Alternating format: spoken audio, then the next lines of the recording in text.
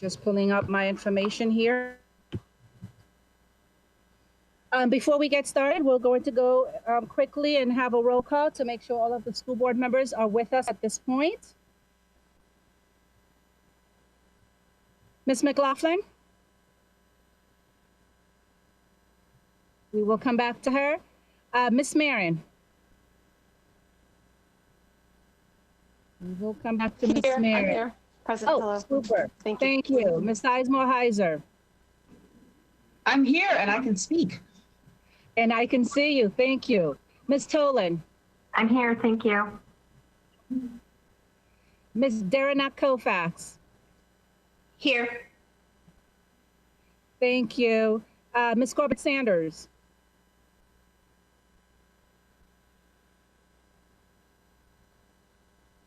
Ms. Corbett Sanders, we will come back to you. Ms. Keys Gamara? Here. We will come back. Here. Oh, wonderful, thank you. Ms. Pekarsky?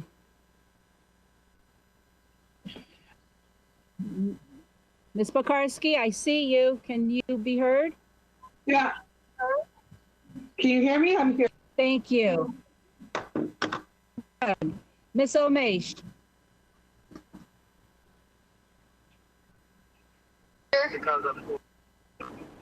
Thank you, Ms. Omesh. Here. Ms. Cohen? I got you. You're good. Thank you. Ms. Cohen? Here. Sorry, I just put a cheese stick in my mouth. No snacking. Mr. Frisch? I'm here. Thank you. Ms. McLaughlin? Ms. McLaughlin is not with us yet. Ms. Corbett Sanders? Glad to be here. Okay, super. And we will wait for Ms. McLaughlin to join us, but we do have enough to begin our meeting. At this point, in order, oh, wonderful. Thank you, Ms. McLaughlin. In order to comply with section 2.23712D of the Code of Virginia, it is necessary for the board to certify that since the Fairfax County School Board convened a closed meeting on August 27, 2020, to the best of each member's knowledge, only public business matters lawfully exempted from open meeting requirements and only such public business matters as were identified in the motion convening the closed meeting were heard, discussed, or considered by the school board during the closed meeting. Do I have someone to move that motion?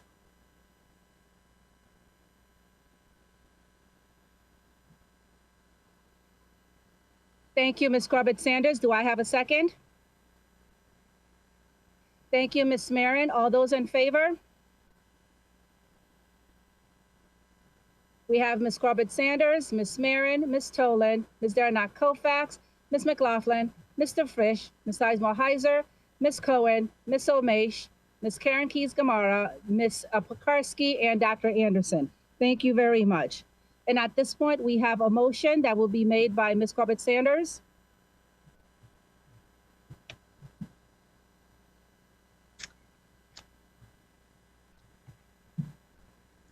I move that the chairman of the school board be authorized to execute on behalf of the board the contract for the member of the leadership team as discussed in closed meeting. Thank you. Do we have a second? I second the motion. Thank you, Ms. McLaughlin. Ms. Corbett Sanders, would you like to speak to your motion? Yes, it is with great pleasure that I put forth this motion because today we will have the announcement of the newly hired CIO, Chief Information Technology Officer for Fairfax County Public Schools. This is the result of a very extensive search that included 28 applicants applying for the job and incredible work by not only the leadership team and the members of the HR department in executing such a robust search, but also by the incredible support of our community and the Technology Council, which participated in the hiring process in the panel discussions. And this recognizes by announcing Mr. Sethi's appointment, we are honoring the recommendations of the Technology Council to put in place a CIO for Fairfax County Public Schools. So it is with great pleasure that I make this motion. Thank you very much. Ms. McLaughlin, would you like to speak to your second? Just briefly, again, with enthusiasm, I look forward to seconding this motion for an absolutely critical hiring by Dr. Brabrand to help our school division reach its utmost level of success. I am so excited about the candidate he is about to present, and do believe that with a CIO leading the 10th largest school system in the United States, Fairfax County is best positioned to not only best serve the 190,000 students, but to become a leader and a premier school system with technology. So very excited about what we are about to do here. Thank you very much, Ms. McLaughlin. At this time, I would like for the school board members to vote and support, or to vote on the motion presented by Ms. Corbett Sanders and Ms. McLaughlin. All those in favor, please raise your hands at this time.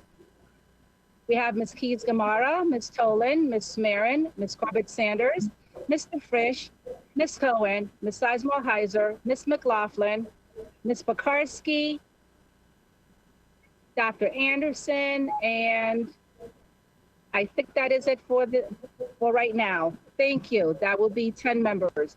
Those who are against the motion, please vote right now with everyone lowering their hands. Those against? Seeing none. Those who are abstaining?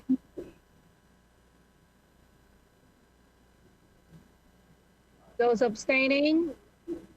Ms. Omesh, I don't believe we had a vote from you at this time.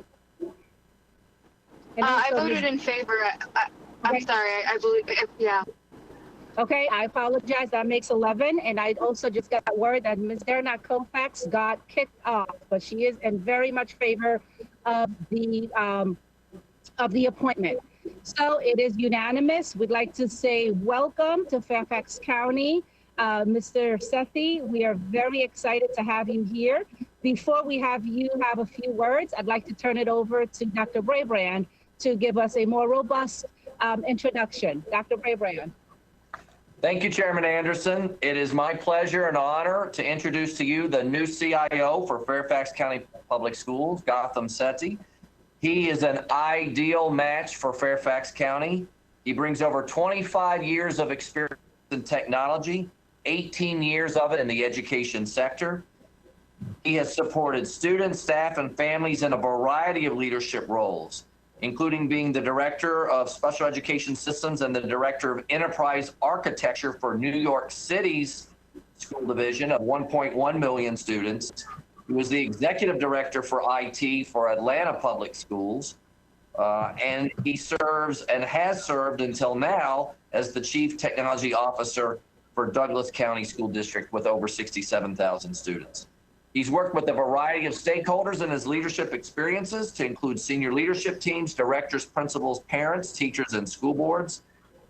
Mr. Sethi's demonstrated a passion for equity, and we are putting equity at the center of all that we do here in Fairfax County Public Schools, and that is going to be critical.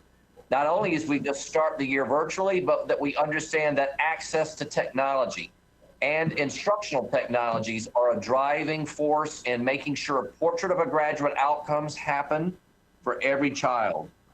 Mr. Sethi has extensive knowledge about cloud computing systems and the necessary needs for large organizations to transition from on-premise server architecture to cloud solutions.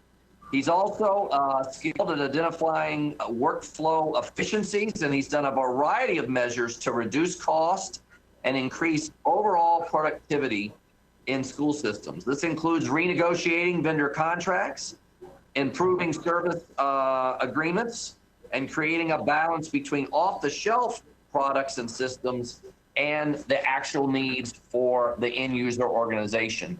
In fact, his focus on the end user experience is one of the things that brought him to the top of our recommendation and as the candidate we have brought forward today. I am excited to bring you before him. I know he will be an effective communicator, an effective leader, and an amazing CIO for Fairfax County Public Schools. Without further ado, Mr. Gotham Sethi. Thank you, Dr. Brabant, for that introduction. Welcome. Appreciate it. Welcome. We're so thrilled that you have joined us. I do want to share, Mr. Safety, before you speak, we have one board member who wanted to officially record her vote. She was kicked out. Ms. Darana Kofax, just very quickly, if you could verbally share your vote.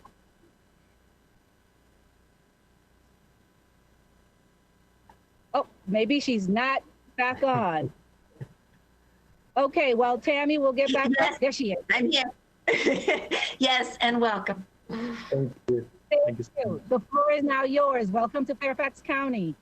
Thank you for that love and the welcome. And thank you, Dr. Brabant, for that introduction. And good afternoon, Board of Education and the Fairfax community. I'm excited to join and humbled to join FCPS as the next CIO and look forward to serving the staff, the student, and the parents of FCPS.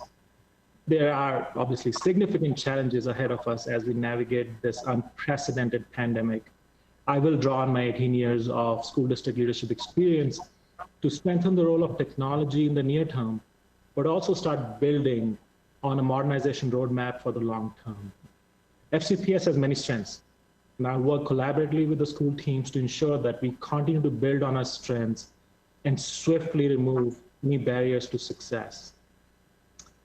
Finally, in the scheme of things, and I've watched a few board meetings, in the scheme of things of what keeps me up at night, we all know these are unprecedented times, and we are working tirelessly to achieve the best outcomes for our students, for our staff. But most importantly, our school staff is undergoing a tremendous and complex digital transformation journey that has ever been attempted in any industry. You can look at any of the industries that have done transformations, from retail to healthcare to transportation. It takes years, if not decades, to do that work. And education organizations across the country are doing this digital transformation in weeks, unprecedented. I do believe our school staff is going to be taking on a Herculean task, and we are there to support them every step of the way and provide any means necessary to succeed. I do hope that as we go on this digital transformation journey, we are able to pause on perfection if we can for a minute, build on the positive, use grace and empathy when we hit bumps on this journey. I think that is going to serve us all well. I do believe that we will emerge from these trying times stronger and hopefully just a bit ruthless, just a bit. Thank you, and look forward to starting with you in the next FCPS Chief Information Officer on September 22nd, 21st. Thank you. We're very excited to have you on board. We cannot wait for you to begin the work here in FCPS. At this time, I will be turning the meeting over to our budget chair and vice chair for this component. So Ms. Marin and Ms. Darana Kofax, your meeting is yours to manage. The meeting is yours to manage at this point. Thank you again, Mrs. Safety. We're very excited to have you here. Please feel free to join for the rest of the conversation. I just have a few more things to do in my current district, so I'll see you guys soon. I certainly understand. We certainly understand, but thank you for joining us for this time. Appreciate it. Ms. Marin? Thank you. Yes, thank you. Just getting my video up here. And it's very exciting news, Mr. Sethi, and congratulations to the division for doing a thorough search. So we're going to shift gears now, and this is my first foray as the school board chair, budget chair, and I want to acknowledge the work that was done last year by Chair Megan McLaughlin and Vice Chair Ricky Anderson.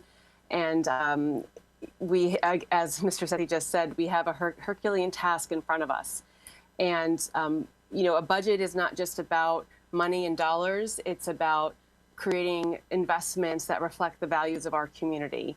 And we, by beginning this early in the budget process every year, we are thoughtful in that approach. Today, we're going to be looking at the current fiscal year, FY21, and looking at where we are at this point in time. And if you'll forgive me, I'm just pulling up my agenda here, and there we will go.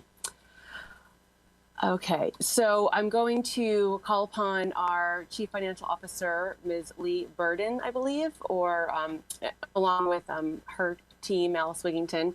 But Ms. Burden, I believe you'll be kicking us off with a presentation on where we're at, including CARES funding and other considerations at this time. So I would turn it over to you. Good afternoon.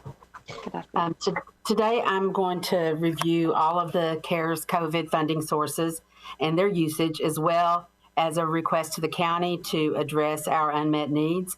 I'll also briefly address the food and nutrition service revenue concerns, the other potential funding sources that are on the horizon, and provide information about state funding. So if you can go to the next slide. The first slide reflects the CARES grant and largely represents what came before you on June 23rd. There have been some refinements in costing, as well as some movement between one-time grant funds and recurring COVID reserve funds, but it's largely the same as when you reviewed this on June 23rd. Grant application was submitted to VDOE and has been approved. We have $20.1 million, which is slightly more than what you last saw due to some private schools opting not to participate. The largest item to be funded from the CARES grant is PPE, or health and safety supplies, at $6.6 million. Other items funded are small amounts for facilities cleaning, technology, and then the rest of it's for instruction or school-based support. The next slide shows expenditures funded with the fiscal 21 COVID reserve, which is also included in the fiscal 21 approved budget as a placeholder. That remains at $9.3 million in recurring dollars. And this funding includes custodial overtime for facilities cleaning, MiFi connectivity for student technology, and additional staffing, 10 school counselors, 10 psychologists, 13.5 Especs, so that we have one at every elementary school, 16.5 T-Specs for positions so that we have one at every elementary school that has a population greater than 750, and 5 school health nurses, again for a total of $9.3 million. The next slide shows that there was also a technology infrastructure and support reserve fund at $2 million in fiscal 21. Those two are recurring funds. We're utilizing $1 million of that to provide 8 T-Spec positions to complete the 1 T-Spec for elementary schools greater than 750. You can see that there's a remaining balance there, a reserve of $1 million. We know that other unanticipated needs may come up as we move forward, so we've intentionally left a remaining balance to be able to address those issues. The next slide shows the fiscal 21 COVID year-end funding reserve. This was discussed at the board meeting in July. This is the year-end funds that were allocated to a reserve, it's one-time money at $9.7 million.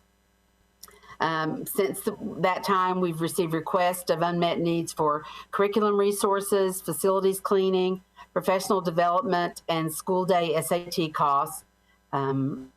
Other anticipated needs may come up as we move forward again, so we've intentionally left a remaining balance of $4.2 million to address that.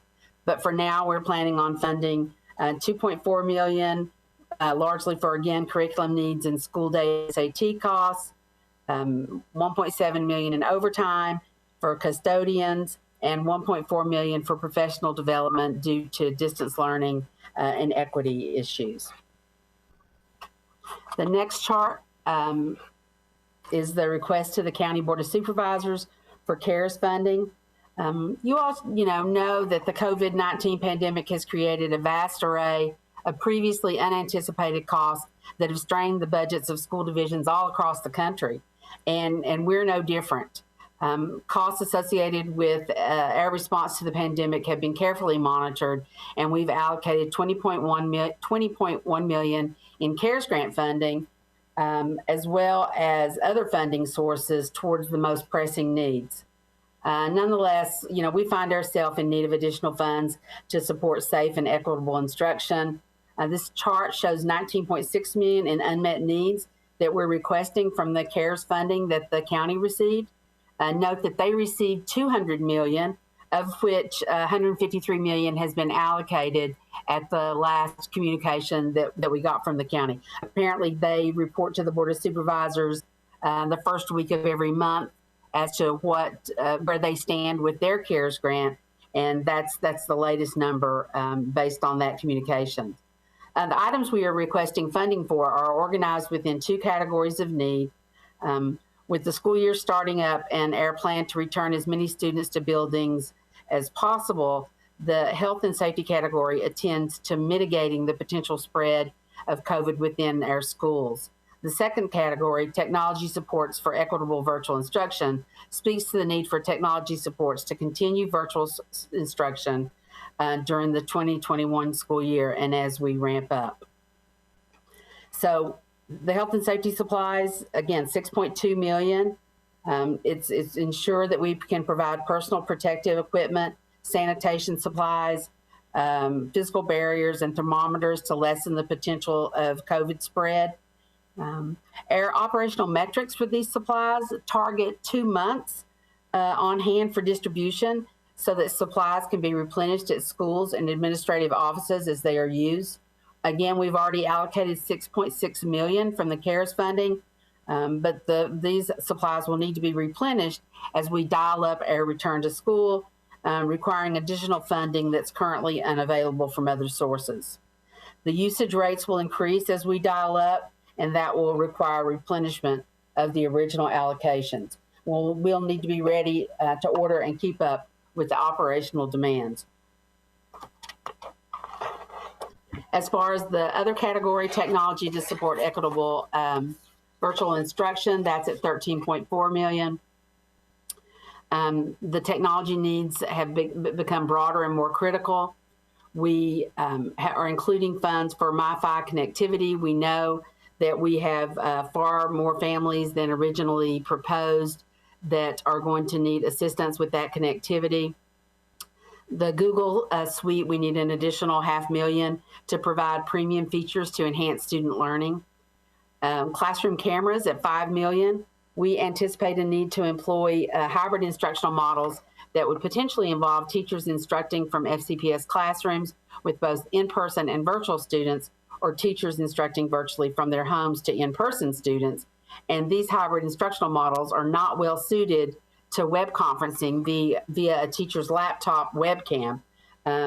So that sets up limits, and it limits interactivity and engagement between students.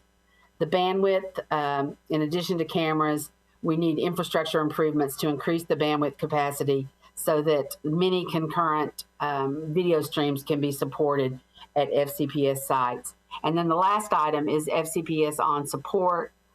We are supporting the technology fee for fiscal 21, and that results in a loss of budgeted revenue of $3.3 million. So the total ask to the county will be $19.6 million. If you move to the next slide, I wanted to tell you a little bit about food and nutrition services and where we stand. You may be aware that, the loss of paid participants for an entire year is about $30 million.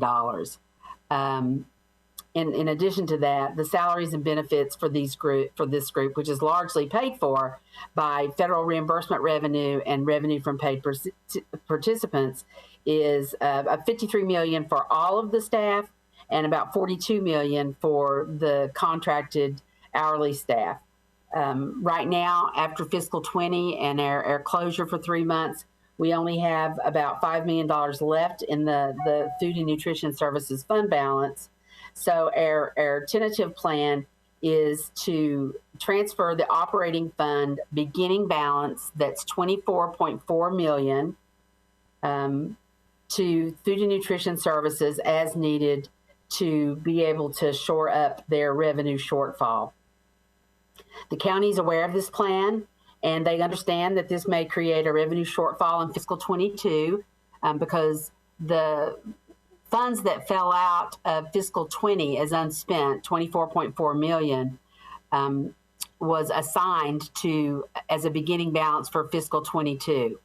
So we will have to address that change if we use all of these funds, and we may not. It depends on our programs and how many folks that we can serve while we're virtual, and then as we move forward through the levels.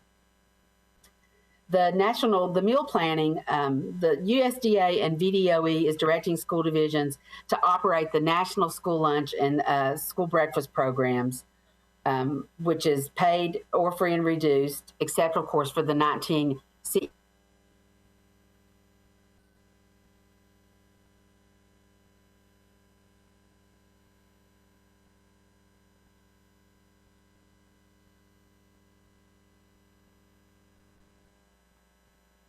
Lee, we just lost you. Thank you, Laura Jane. I was trying to figure out if that was me. Let's give her a moment, and then otherwise we'll see if perhaps Marty or Alice could step in. Oh, there's Alice on the line. Perhaps you can continue while Lee gets reconnected. Can you hear me? Can you hear me now? Yes, we can, Lee. Thank you. Yeah, sorry, my computer went to sleep, and apparently it turns off the sound when it does that. So where was I when I went out? National School Lunch Program? Yes. Yes. Okay. So we're going to operate the National School Lunch and Breakfast Program as required by USDA and VDOE. And we're working with transportation to add bus routes and enhance the meal service. We're going to keep the current grab and go sites operating because that's what those communities are familiar with. And so we don't want to disturb that, but we're going to continue to assess bus routes and sites and adjust based on the need. And we're going to try to put meals in the hands of every Fairfax County student that we can, beginning with the first day of school. We're going to have the buses begin delivering as early as 6:30 a.m. and finish by 8 a.m., providing breakfast and lunch together. The plans are for the grab and go sites to offer meals from 8 to 12:30 because that's most of their regular schedules. Again, we'll continue to assess meal service times and adjust based on the need. Households will receive e-notify messages regarding the 2021 meal service before the school year begins, and we're creating a new web page for food distribution during virtual learning for fiscal 21. As far as the supporting return to school meals, we're working with the county to meet the needs of those programs. This is a partnership with them. They've confirmed that all the children attending are FCPS students. We will operate the National School Lunch and Breakfast Program. We plan to begin with grab-and-go breakfast and lunch meals, but our goal is to transition to full-service cafeteria with social distancing when that's appropriate. You should also know that the county is requesting that we provide afternoon snack and supper meals at these locations, which we have agreed to provide. Moving on to the other potential funding sources that you all should know about. We access Fema Funds through the Virginia Department of Emergency Management. We have communicated our request for funds through VDEM. We have submitted costs of $8.4 million. Typically, we get about 75% of that as a reimbursement, or $6.3 million would be eligible. We don't know yet whether that will be the amount, and we also don't know when we will get that amount. Just to give you an example, when we had the snow event back in January of 16, we actually received the payment 3 years later. So there's usually a long timeline to receive funds from FEMA, at least for school systems historically there have been. So even though, we've submitted and we know approximately what we're eligible for, it would be surprising to me if we saw those funds in fiscal 21. We may see them in fiscal 22 if we're very fortunate. As far as property insurance goes, we have 1 million coverage for expenses related to communicable diseases. So we have a deductible of $250,000, and so we have to show expenditures of 1.3 million to claim in order to be eligible for that 1 million. It's possible that we will have to share the policy limits with the county if they also file a claim, but they haven't done so yet. So that's another one that we have to provide proof of loss and jump through a bunch of other hoops, but that's another one that we may not see funds in fiscal 21. It may be fiscal 22.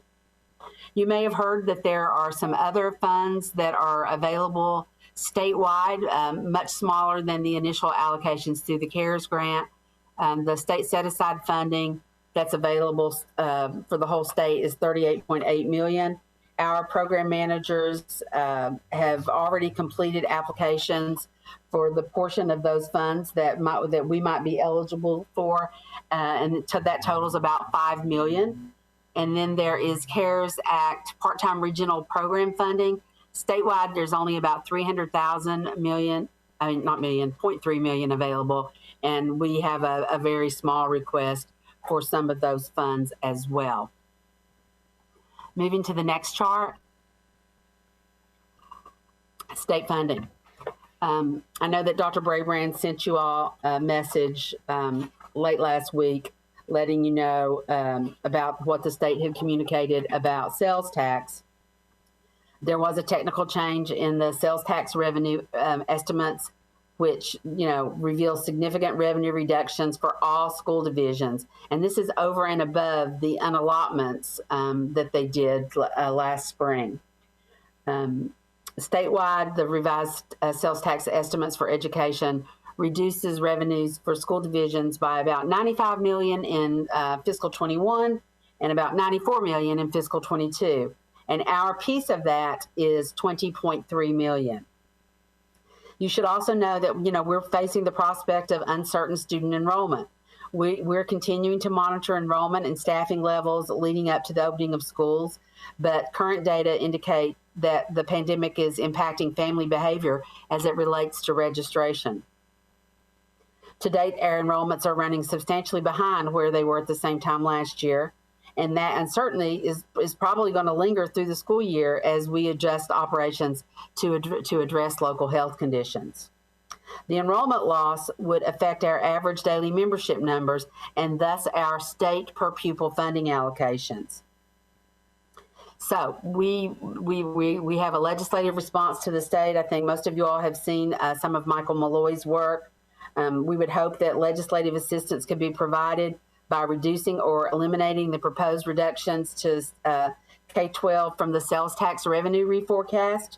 As far as enrollment, the Commonwealth superintendents are united in a request to use the higher student enrollment data from last year when calculating basic aid and other education funding, so that we're held harmless essentially from what we believe are temporary enrollment losses. And that's, again, being experienced across the state as well. And then, obviously, we would hope that the legislation during the special session, that there wouldn't be anything put forward that is not fully funded by the state that just compounds the cost to school divisions.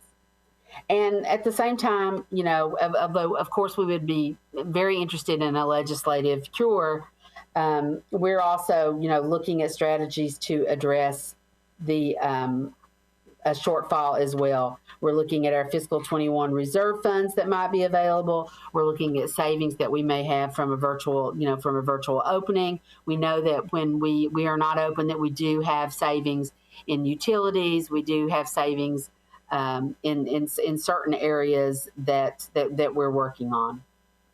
If you go to the next slide.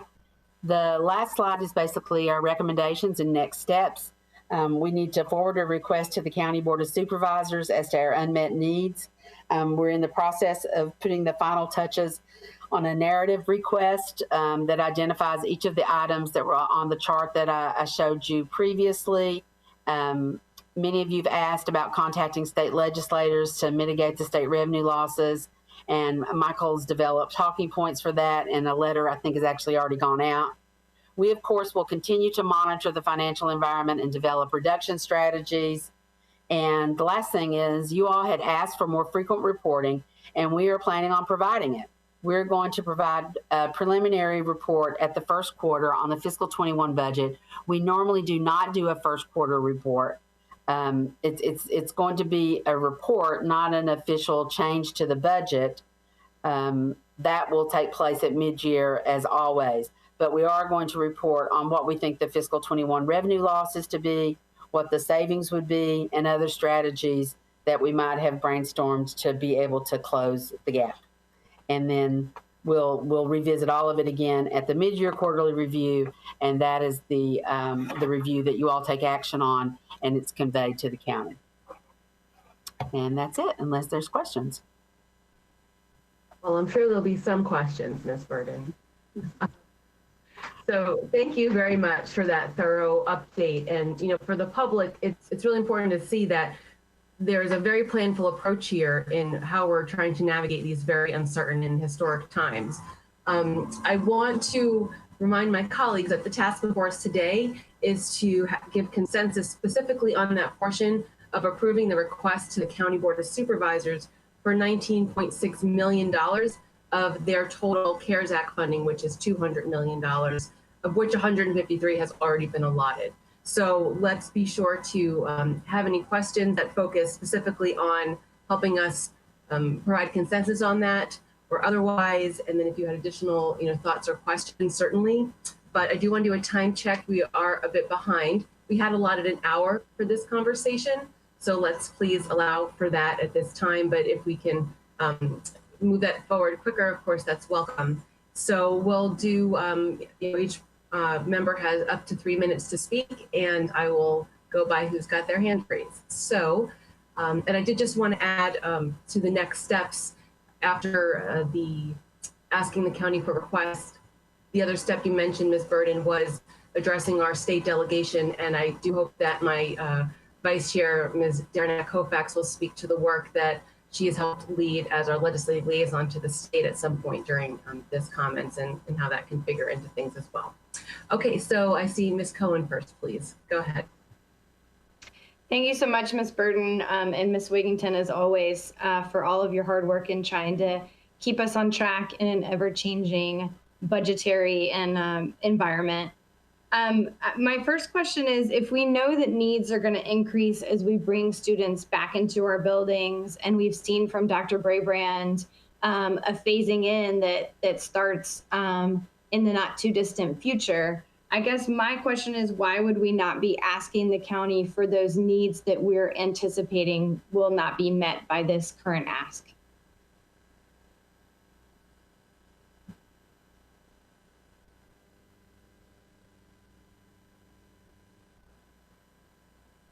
I'm sorry, I don't understand your question.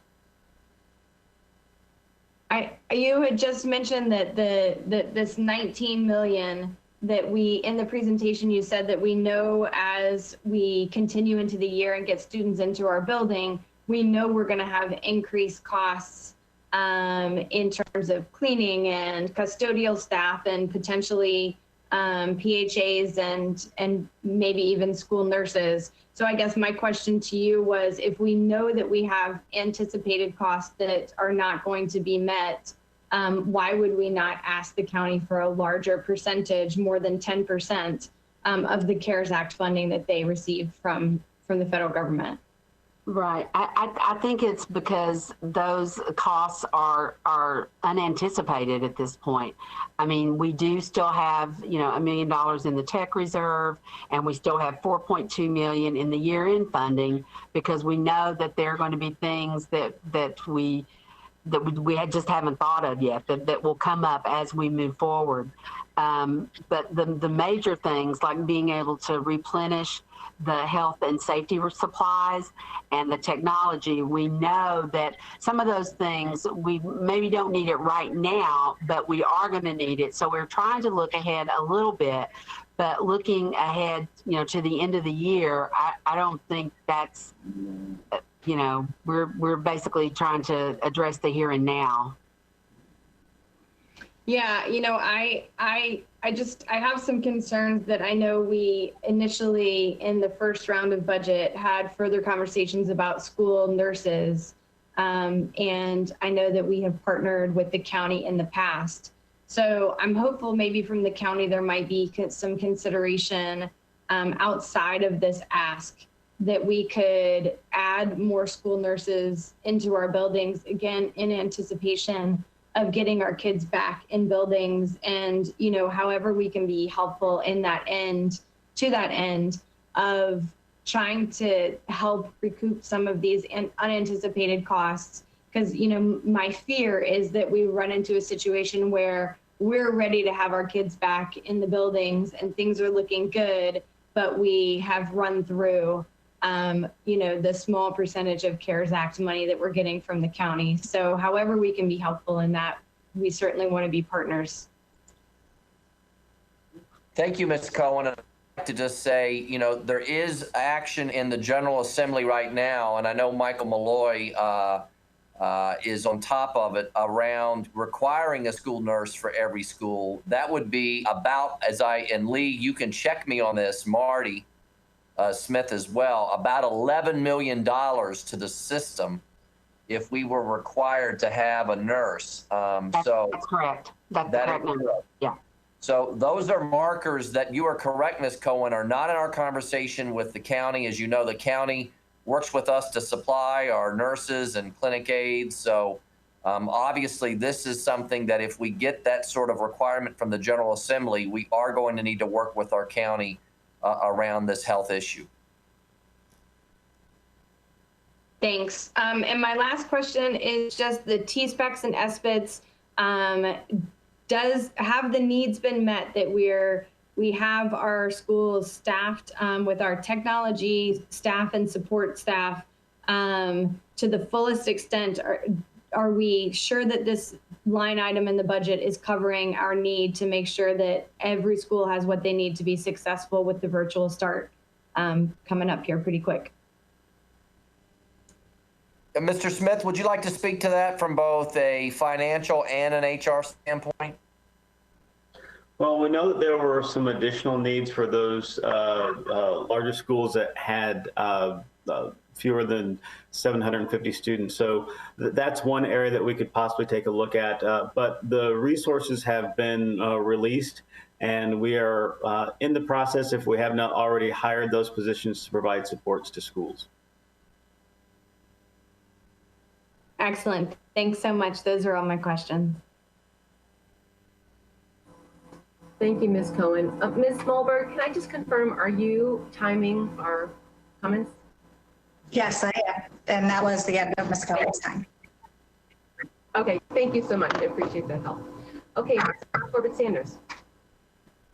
Thank you. And I have lots of questions, so I'll probably need to go back. I'm glad to follow on with Ms. Cohen because the school nurses was one of my questions. With 5 new ones plus the 7 that the county hired, what is our current ratio of school nurses?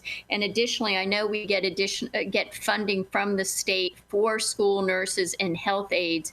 What is the total budget from the state for this, and how are we spending it? The second piece that I wanted to raise is regarding the school-based cafeteria workers. I really appreciate that you are working hard to have them do a lot of work in support of all of our students. Could you please provide us a plan of not only the school-based cafeteria workers, but all of our support personnel and how they are supporting the mission starting with school opening? because I know that we have quite a few that are not able to fulfill their traditional roles. So if we could get that provided to the board, it would be very helpful so we understand how our resources are.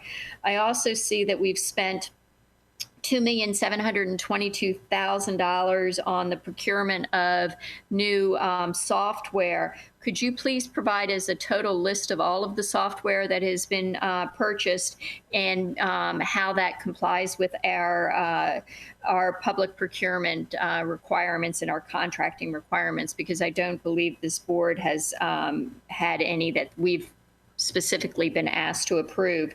I see that the special ed compensatory measures is at $2,899,000. I'm a little concerned.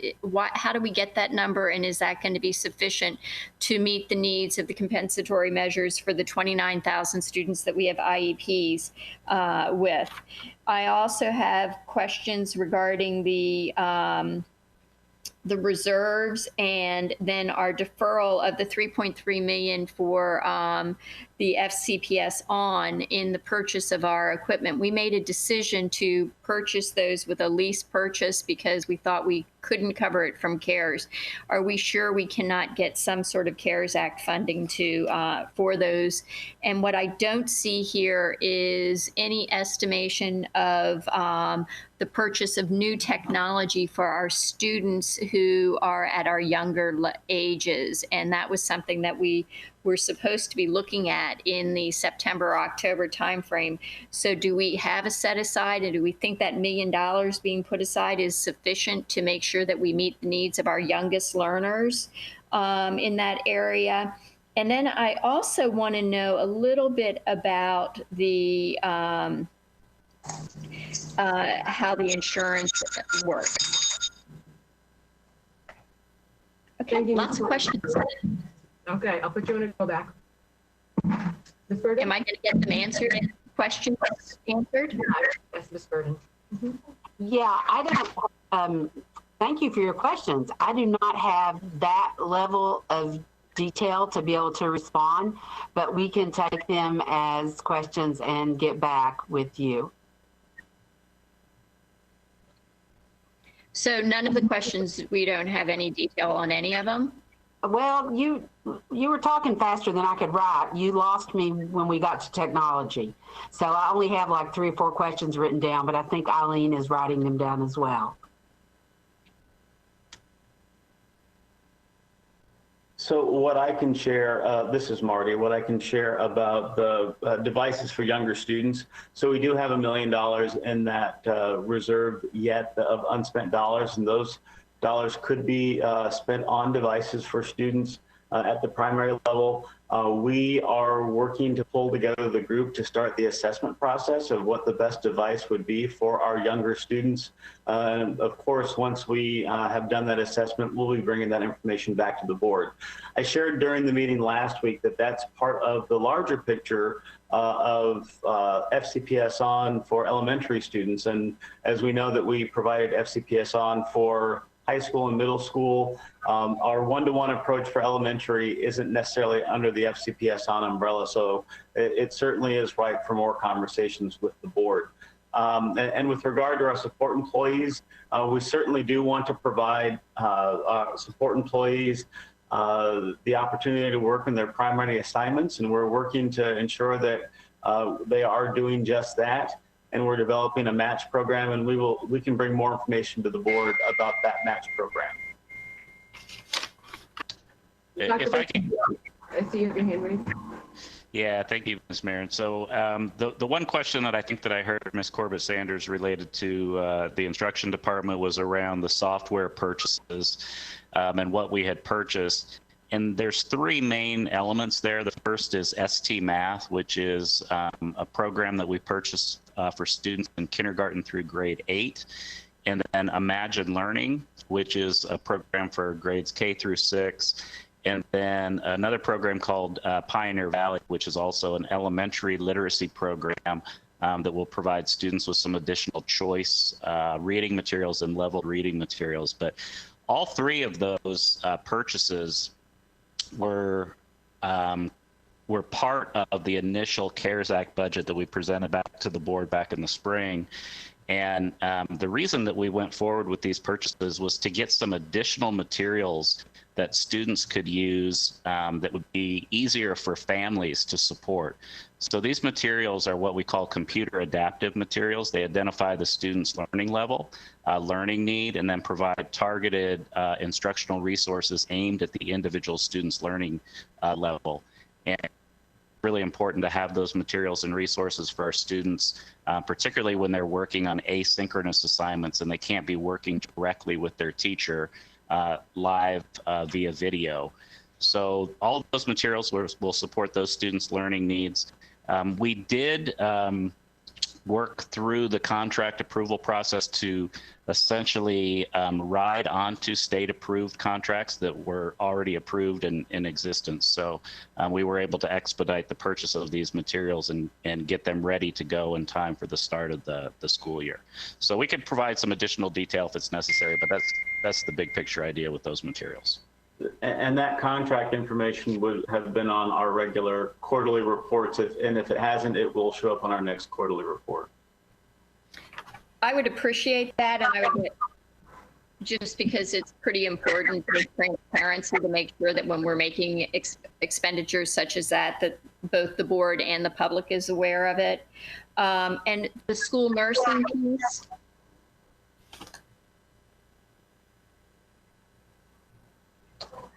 Hi, Ms. Leah Skorpsky. I did hear you asked a question about that, but I did not catch all the details on what you were asking. We certainly can work with the health department to get some updated numbers. I know that their goal that they shared with us would be that it would get a 1 to 2,000 ratio in terms of public health nurses and ratios to students. So if you could give us the specific question again, if you could repeat that. It's two-part. One is what is the current ratio? And the second piece is I know that we get additional funding from the state to support school health and to better understand where those expenditures are going, because I know that this board supported hiring 5 new school nurses. The county did 7. We added some last year, but I'm trying to better understand where else the funding is going for that typically goes into school nurses. Well, as far as the ratio question, I can give you what the health department shared with us in July. They had shared that recruitment had already begun for the 7 positions that you just referenced that were approved for FY21. And then they cited an additional 35 positions that they shared with us. And then they said that with those positions, it was projected to bring the nurse to student ratio to 1 to every 1,990 students with those positions. Ms. Corbett-Sanders, I want to be respectful of other people's time. Can I put you on a go back here? Yes, please do. Thank you. Okay, Ms. Sizemore-Heiser.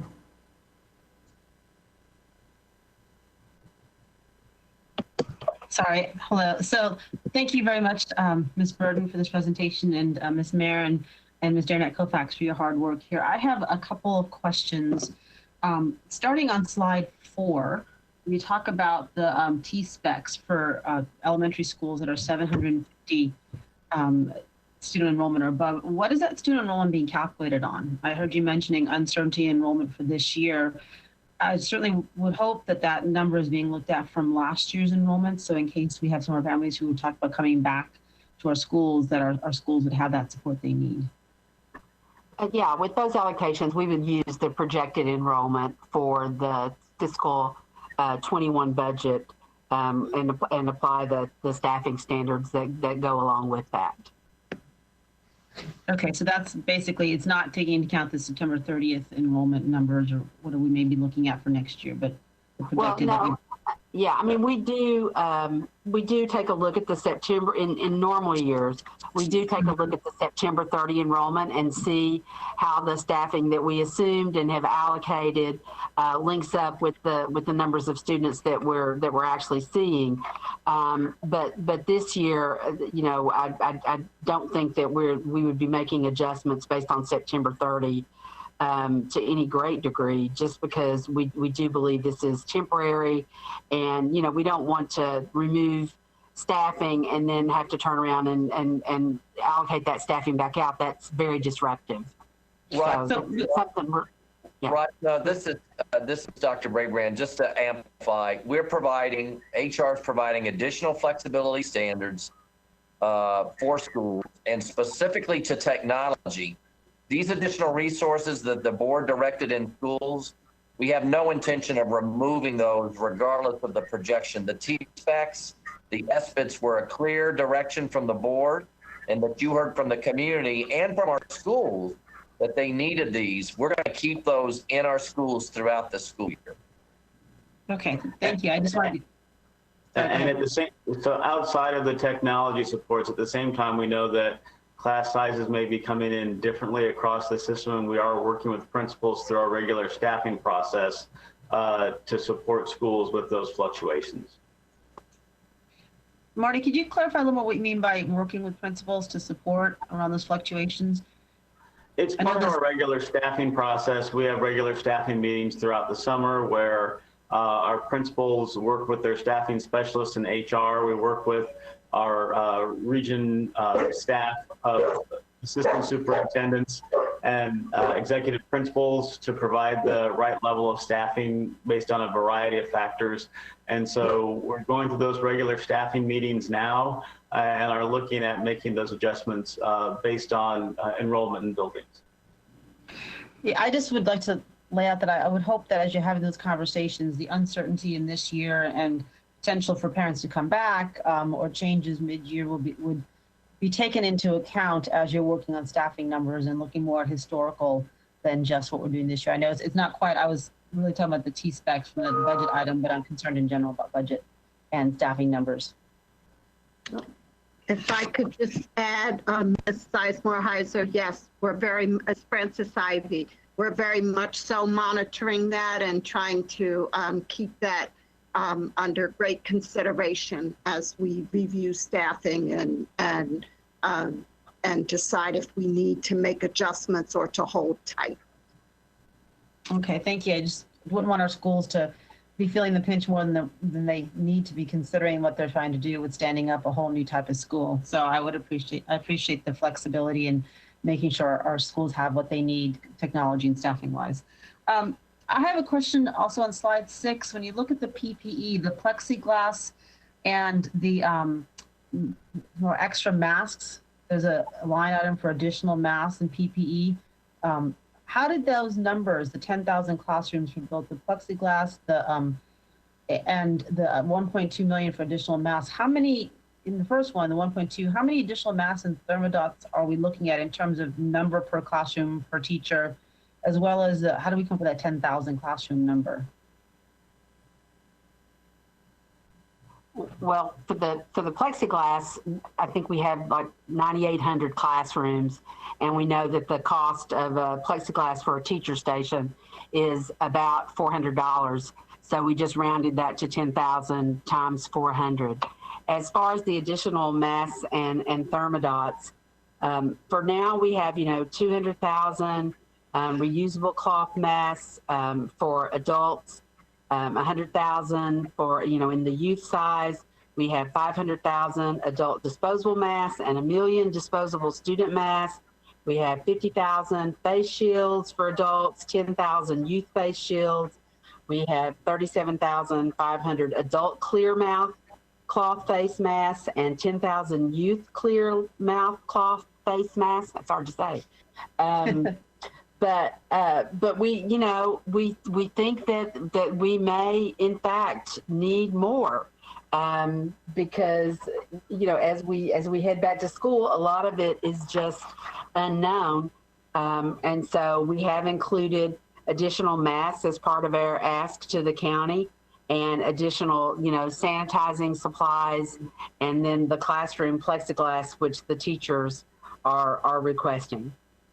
Yeah, I just want to be clear that, we want to provide as much, safety, PPE equipment, the plexiglass and masks to make our teachers feel comfortable and our students feel comfortable being in the classrooms as we start phasing back in. So we have sufficient supply, that we're not worried about replacing a mask if a student, loses one or tears one. I just want to make sure that we're, being robust in our estimations here. Yeah, and we do have, we think we have, the initial supplies that we have, we think will be adequate.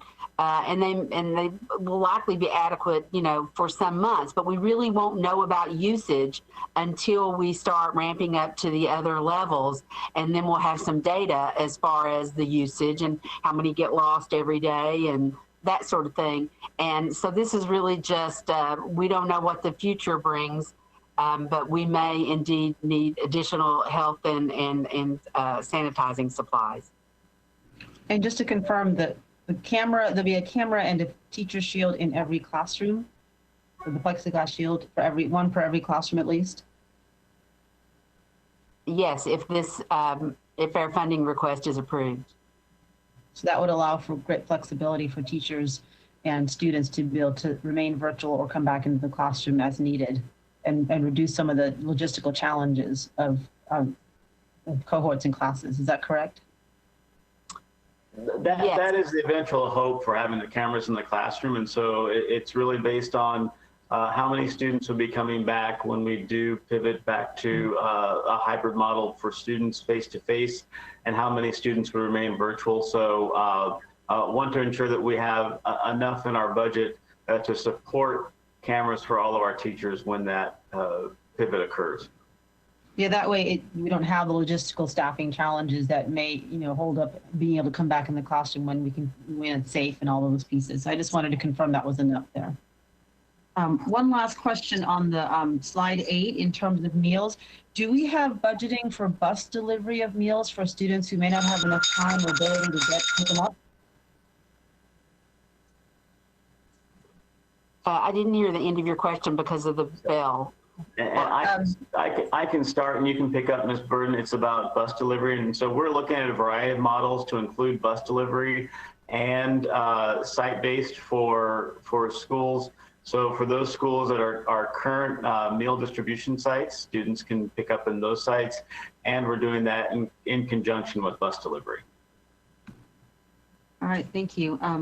I'm just concerned about students having enough time or ability to get to the schools to pick up their meals. So if we can use our staff and if we have funding to make sure we can use our buses for that, I think that's very important. Thank you. Thank you, Ms. Sizemore-Heiser. I do just want to remind my colleagues, thank you for mentioning slide 6, Ms. Sizemore-Heiser, because we are focused on the CARES Act funding, which has very limited direction in what can be funded. So if you take a look at the document that has been posted, you can be reminded of the kinds of investments that we can make that are, not renewable investments. So like PPE, like intervention support.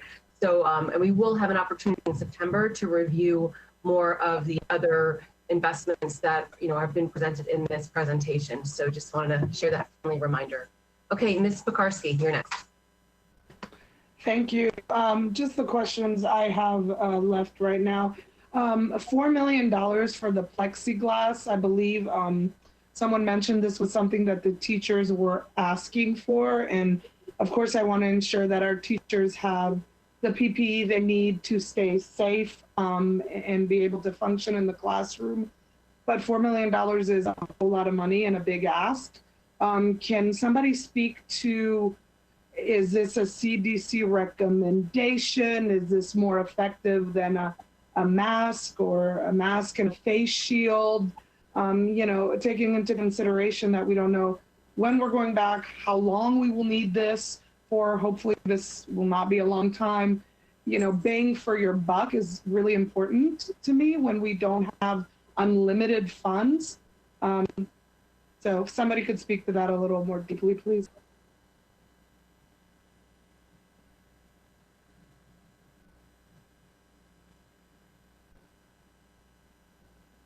Mr. Smith, would you like to share that, or Leah? Well, I'm going to also ask Mr. Plattenberg to weigh in on some of the facilities, things we've been doing around face shields. We know initially when we built plexiglass into the budget, we looked at putting plexiglass in some of our higher traffic areas.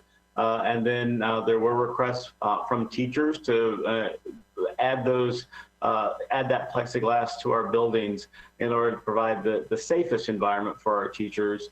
And we know that, as we just saw yesterday, our CDC guidelines are changing from day to day, it seems. And so we'd have to go back to see where the CDC guidelines are today as it relates to plexiglass. But certainly would welcome Mr. Plattenberg to weigh in if there's any more information to share. No, Mr. Smith, you pretty much had spoken to it. I mean, really what we did in the initial phase, and like everything else that's been continuously evolving, was we did look at the public facing areas and we identified some of them, and then we got feedback through our action team meetings, the multiple meetings that we've had with the various groups, and that's where the teacher requests had been bubbling up.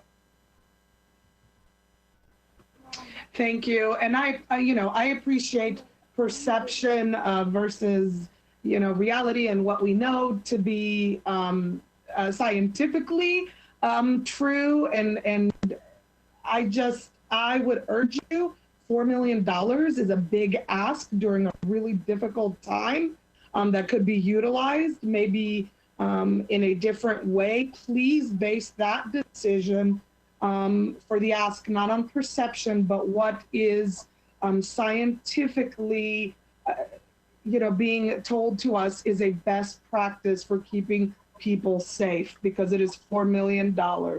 And again, I want to ensure our teachers are safe.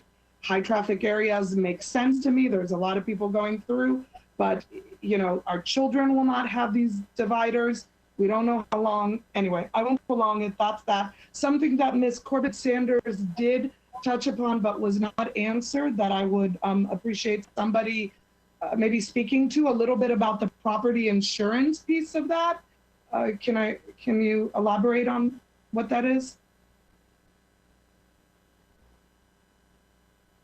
On the $1 million that we may be able to access? Yes.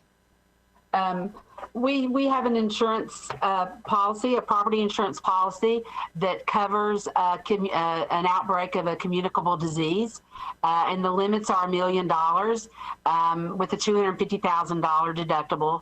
So essentially, we submitted all of the costs that we incurred at the end of fiscal 20, and some of the costs that are in fiscal 21 as a submission of $1.3 million in costs that we had in hopes of being able to access that communicable disease coverage.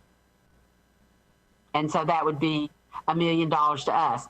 But my understanding is the plan is the coverage is shared with the county. They have not put forth a submission, but if they chose to do so, then we would probably get less.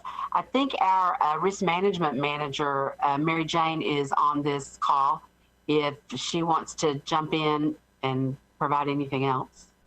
Yes, I'd be happy to. Lee really captured it correctly.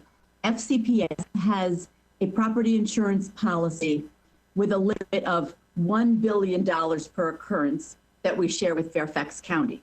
So that would cover storms or fires. There is an endorsement to that policy which provides $1 million coverage for expenses related to communicable disease.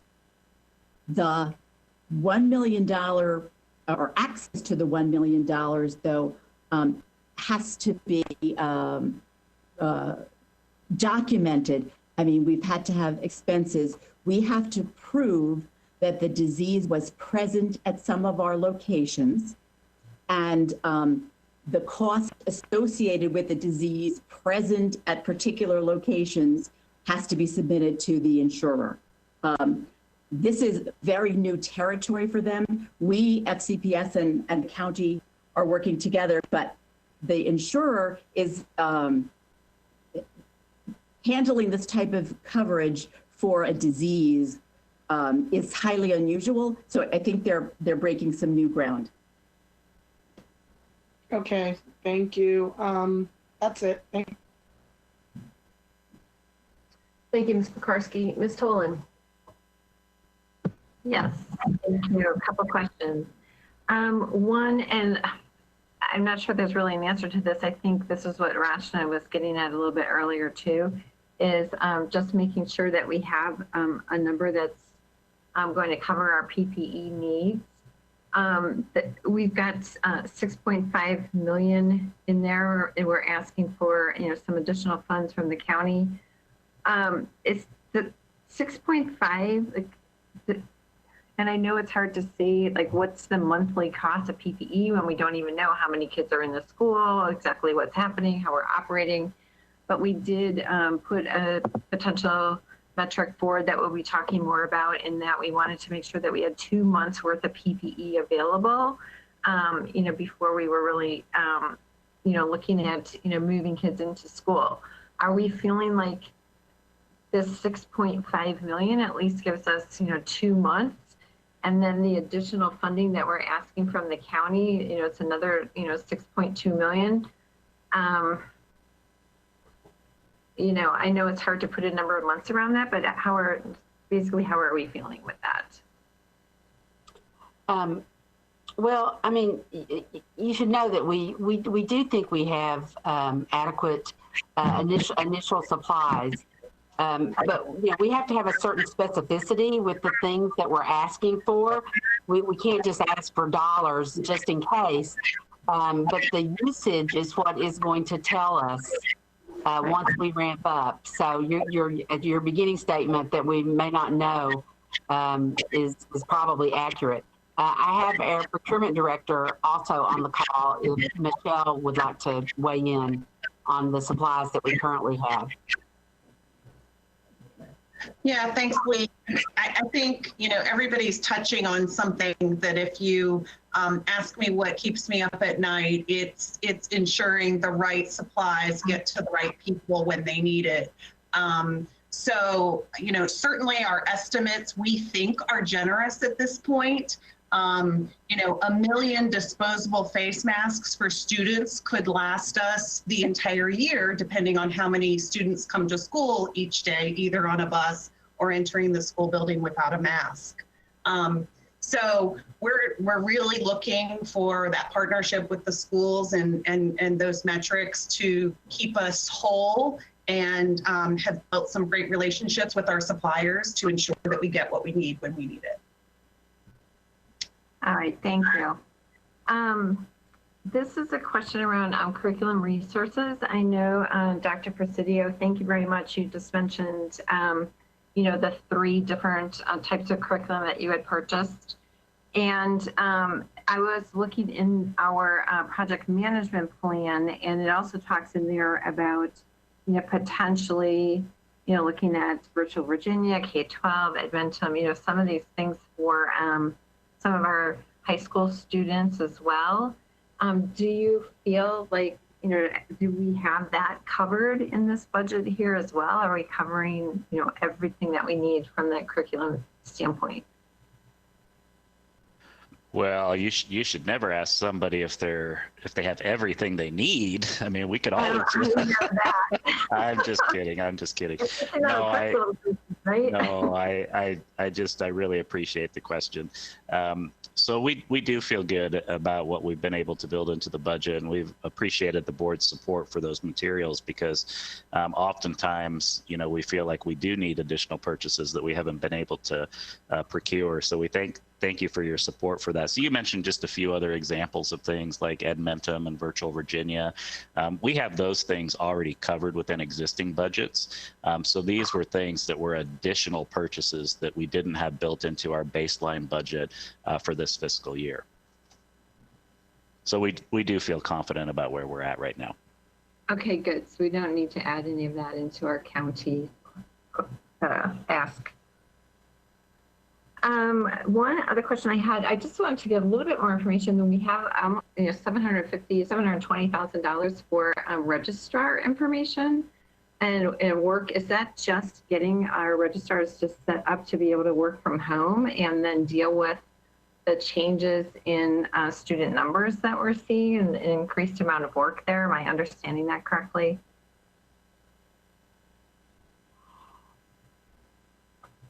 I'm not sure if Leah is still on the phone. Is 700 coming down?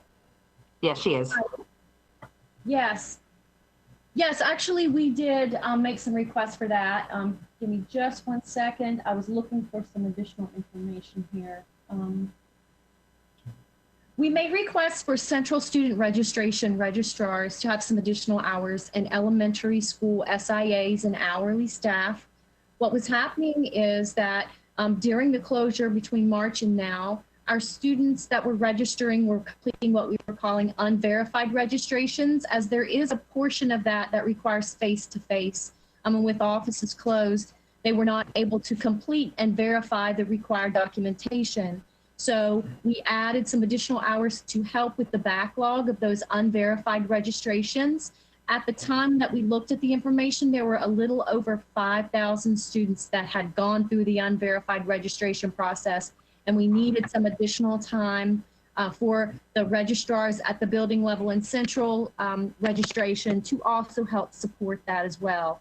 So that was a portion of, for those hourly funds, what we used, and those were provided to elementary schools for part-time hourly employees and additional hours for the SIAs that were not on contract at the time. And we also added some additional time in the summer so that they can help support doing those things when they were off contract, knowing that there was a backlog of the students that had not completed the process, as well as the additional students that were getting newly registering. So it was a very busy time.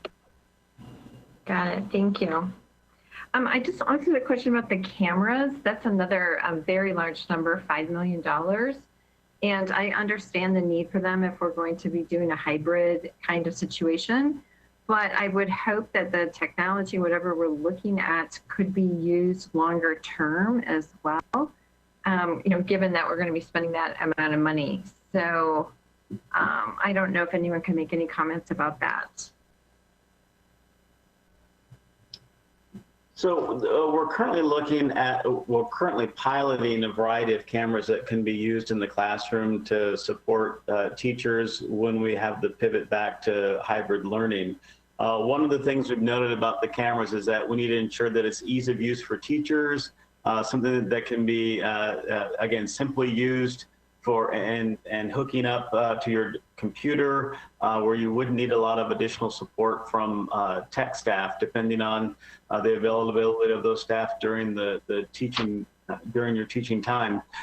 We also want to make sure that they don't eat up too much bandwidth on our system. So we're trying to identify the best camera. We have some estimates in here in terms of the cost for those cameras. And we have estimates here in terms of the number of cameras we might need. So it's up to that amount because, again, based on the numbers of those students who may or may not come back immediately, we would need a certain number of cameras. You're exactly right. If we move toward this virtual model on a more permanent basis, it would be important for us to have those cameras in all of our classrooms. Yeah, not even if we're virtual, even if we're back to school, how can they be utilized even by students for projects or things like that? I don't know exactly what kind of technology you're looking at. Exactly. We're looking at, it's sort of a desktop camera that has a flexible head on it, 360 for ease of use in the classroom. But again, it could be used for a variety of online and virtual possibilities in the future when we revert back and see ourselves as this being more of the new normal for learning. Yeah, Mr. Smith said it, and I'd like to just express this a little bit more. Some of our kids are going to be virtual learning for a long time, even post-vaccination. They're not going to come back shortly. They're medically fragile. And we're going to need to be able to provide, we want to be able to provide the full access and opportunity for those kids of all the same courses and selections they had before. So I believe, frankly, the new normal will be, as Marty said, that camera access so that any class could be a concurrent class if need be. I also think it's going to be true moving forward that we may be building and amplifying, as this board has talked about, the online campus, and that we're going to have a virtual independent platform separate from having to physically attend in an FCPS school.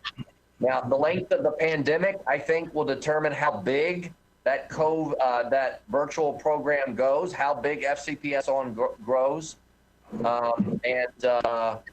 And then finally, I'd just like to add, we are working very collaboratively with the president of NOVA and Press and the new president of George Mason on more dual enrollment, and using the cameras to be able to allow communication, not just with our teachers, but across college campuses to our kids will be another tool.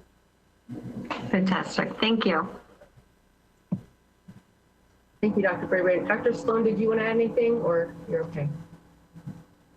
No, I'm fine. Dr. Brabrand covered the points that I was going to make. Thank you. Got it. Okay, great. Ms. Amesh. Thank you. And thank you to everyone who worked to put this together. I wanted to, I certainly support actually points that were made about potential savings and affordable options and reconsidering whether it's the plexiglass or the cameras. So I appreciated those points. I think it may be beneficial when we do present this to the Board of Supervisors that we provide some form of rationale or explanation or just vision of our perspective on the future, so that they are also on the same page about why these things are important and things like that. So I'd love to hear if that's possible. Yes, absolutely. Excellent. Thank you, Dr. Brabrand. I'm also just referring back to the presentation on July 22nd, which of course was the preview to some of these requests. I remember we were talking about surveying the needs, and especially to Laura Jane's point about making sure the numbers we're asking for are reflective of the needs or anticipating potential future needs. I'd love to hear a little bit about what was done perhaps since then, whether it's MiFi devices. I know someone was talking earlier about devices at the primary level. I thought we were considering the laptops to cover that, but surveying the needs on that and interpretation and translation. So I'll pause there, and I would love to hear what has been done since to kind of update any of the information we have.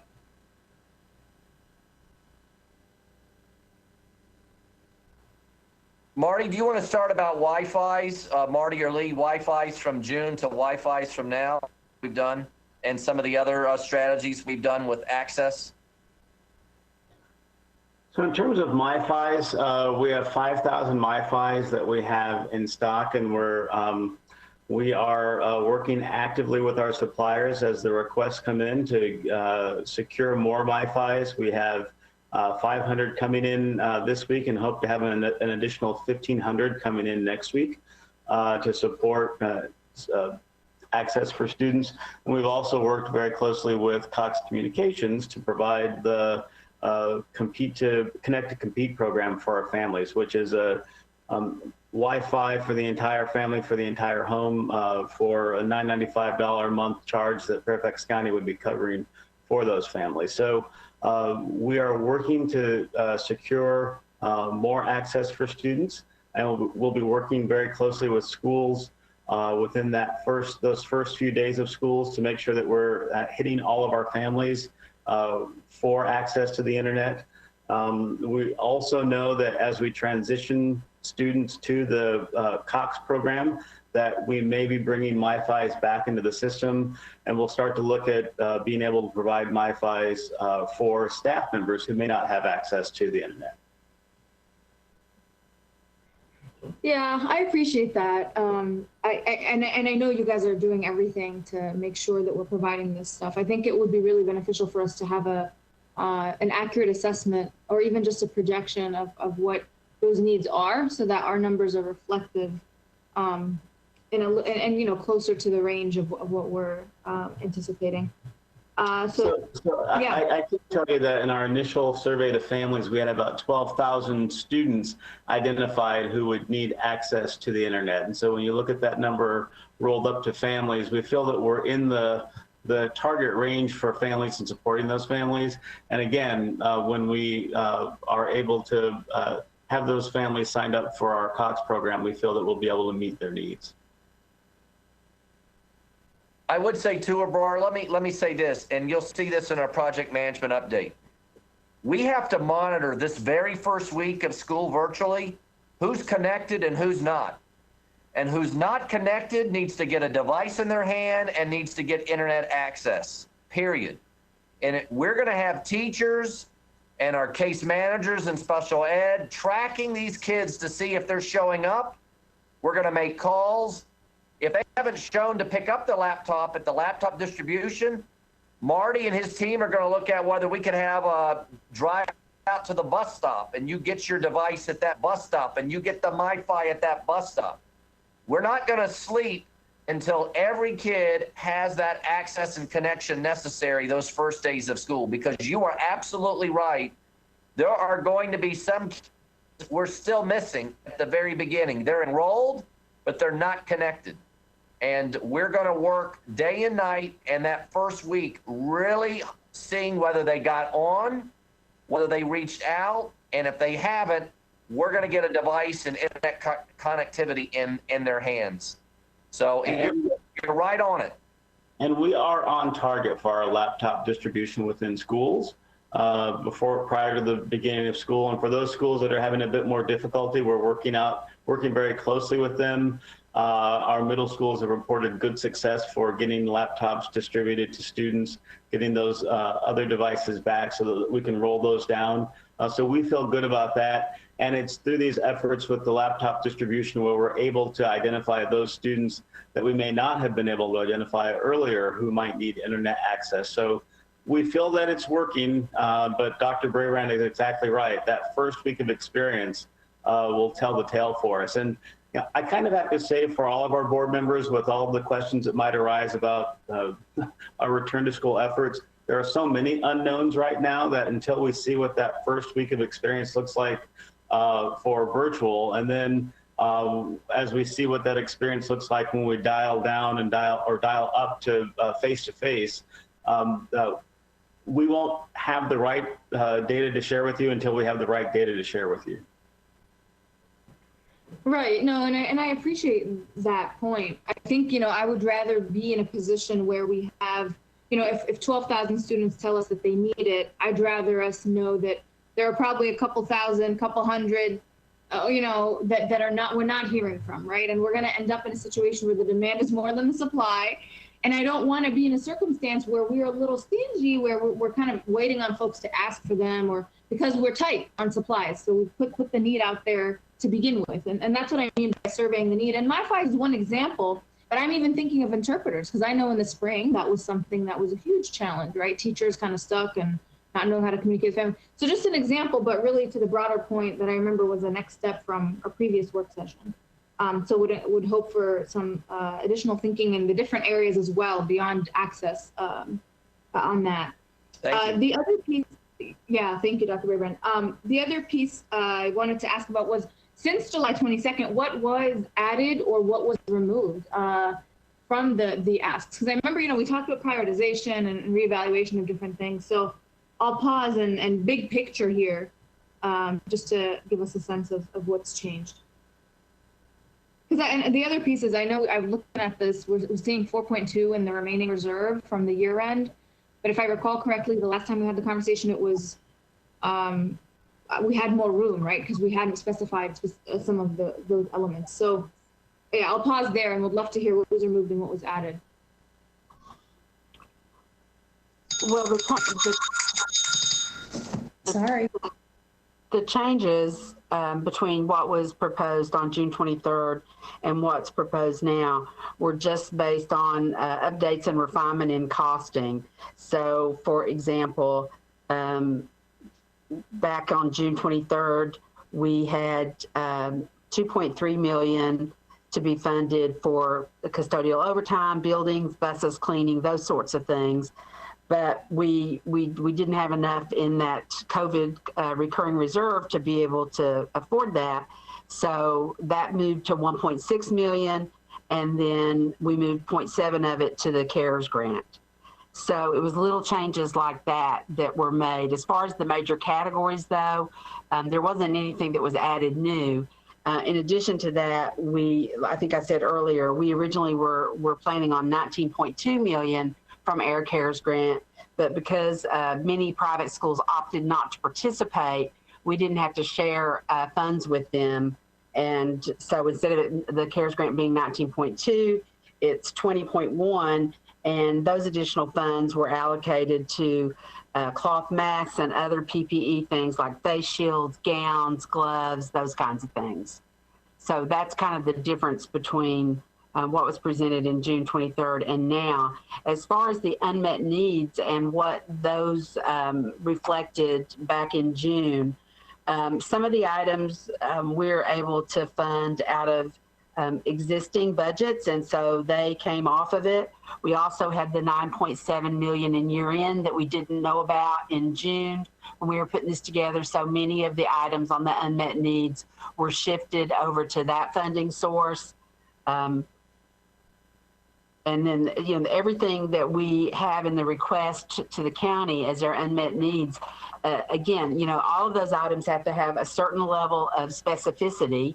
My sense from talking to the county is the areas of PPE and technology were the areas that would be looked upon favorably. Everybody understands the need for health and safety supplies as well as technology. And so we bundled the items that we were going to request from the county in those two areas.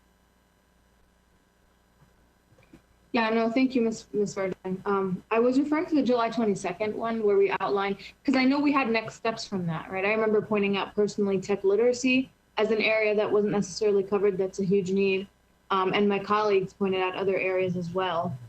So I was wondering if there was any, you know, change from that point, but, or parent liaison hours. I mean, we talked about a number of things. You know, the grid that you guys presented us with.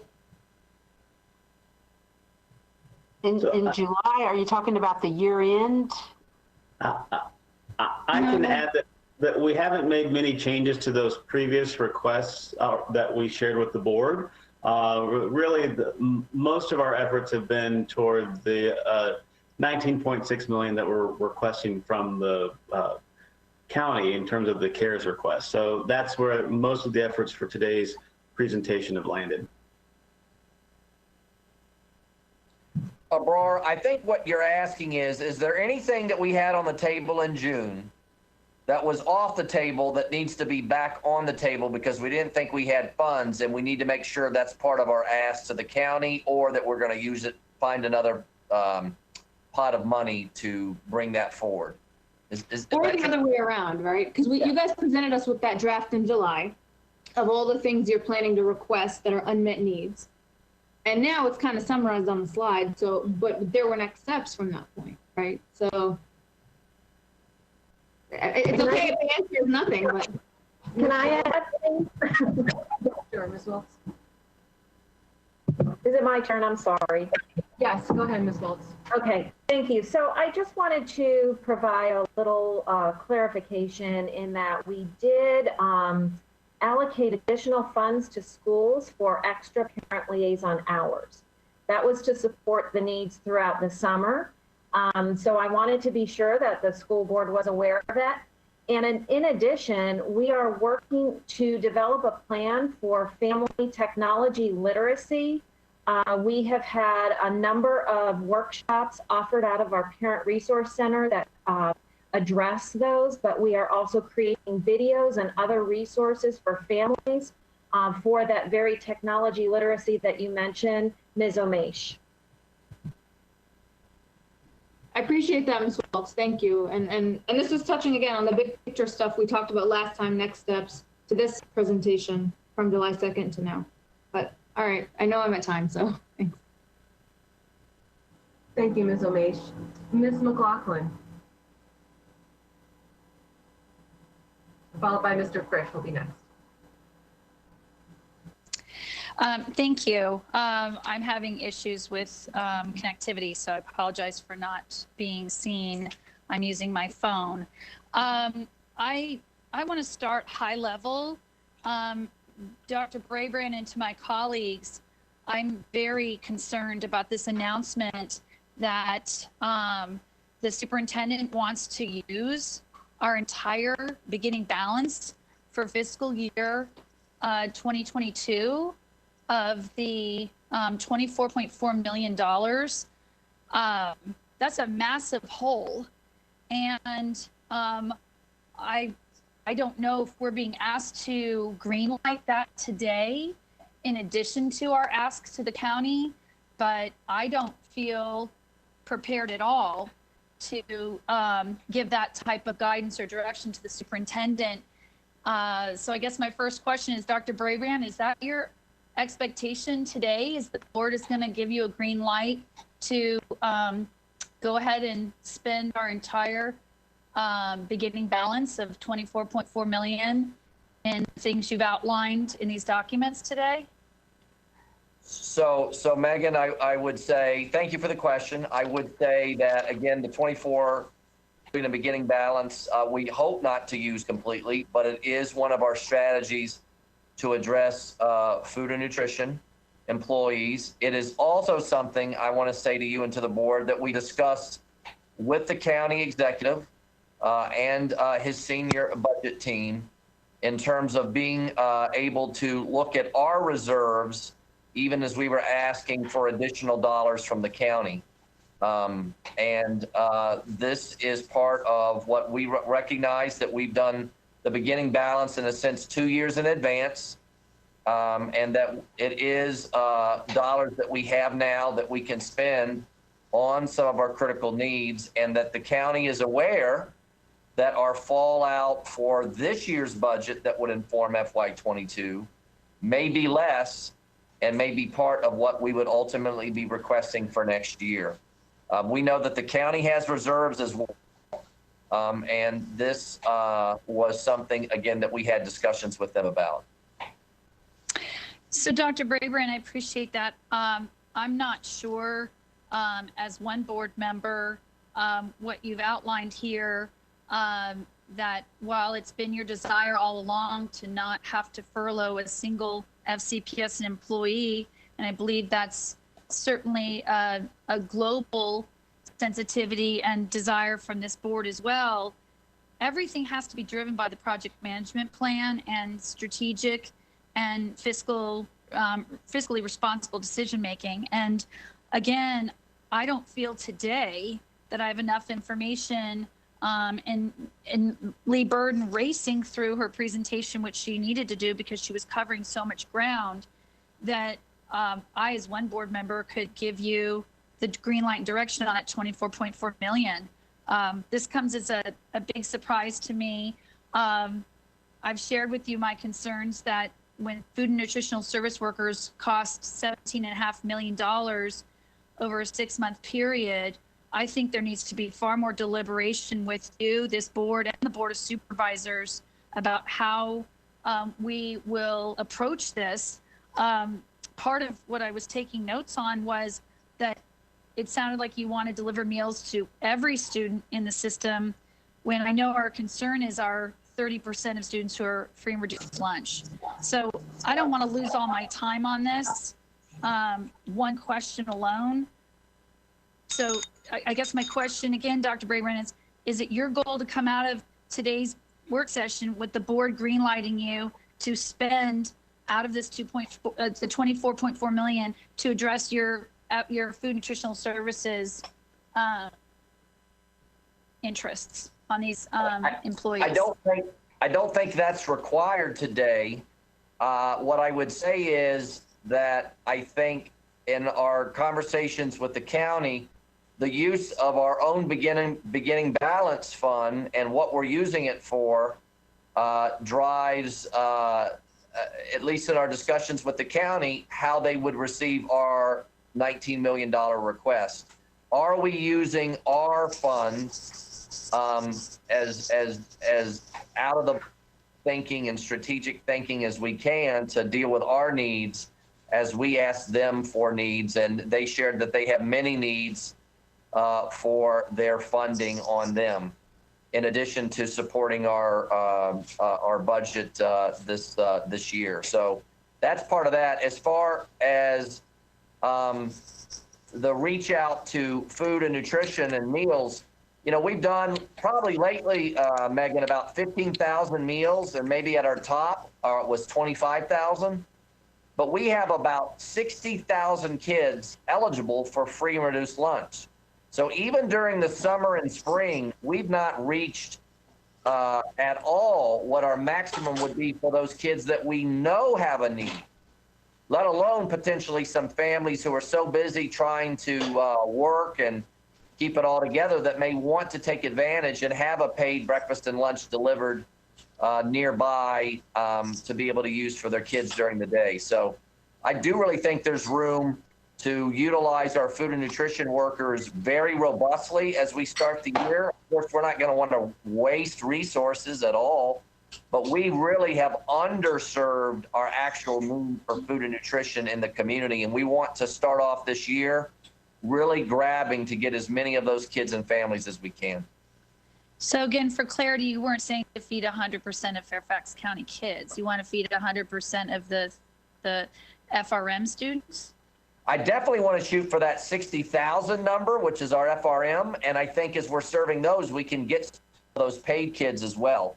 I mean, I don't see us necessarily going in places where we're not finding that demand. We need to, and there's been a survey that they've been doing.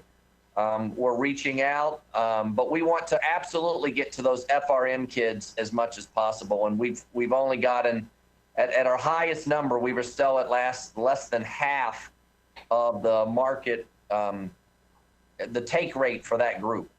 And we do know that there is interest for our non-FRM families for meal service during virtual. But to my question, Dr. Brabrand, have you talked with the county executive that you want to spend the 24 million balance to pay for cafeteria workers? Have you told him that detail? Off the top of my head, Marty, I can't remember if we specifically discussed food and nutrition workers with them or not. We have had all of these conversations with the county, with both Joe and Brian. And Marty, what did they say when you said you wanted to use the 24 million to pay these $17 million in FNS workers? Well, I think as Dr. Brabrand said earlier, that they felt that we should look at using our reserves to support our needs in conjunction with dollars that they could provide from the CARES Act. So they're specifically to the cafeteria workers, Marty, not our overall CARES needs. Do they know the details about these workers? Yes, and how the you answer spend is, the money? The answer is yes. All right. I would like to go back, Ms. Marin. Thank you. Noted. Thank you. Mr. Frisch, followed by Ms. Dernak Kovacs.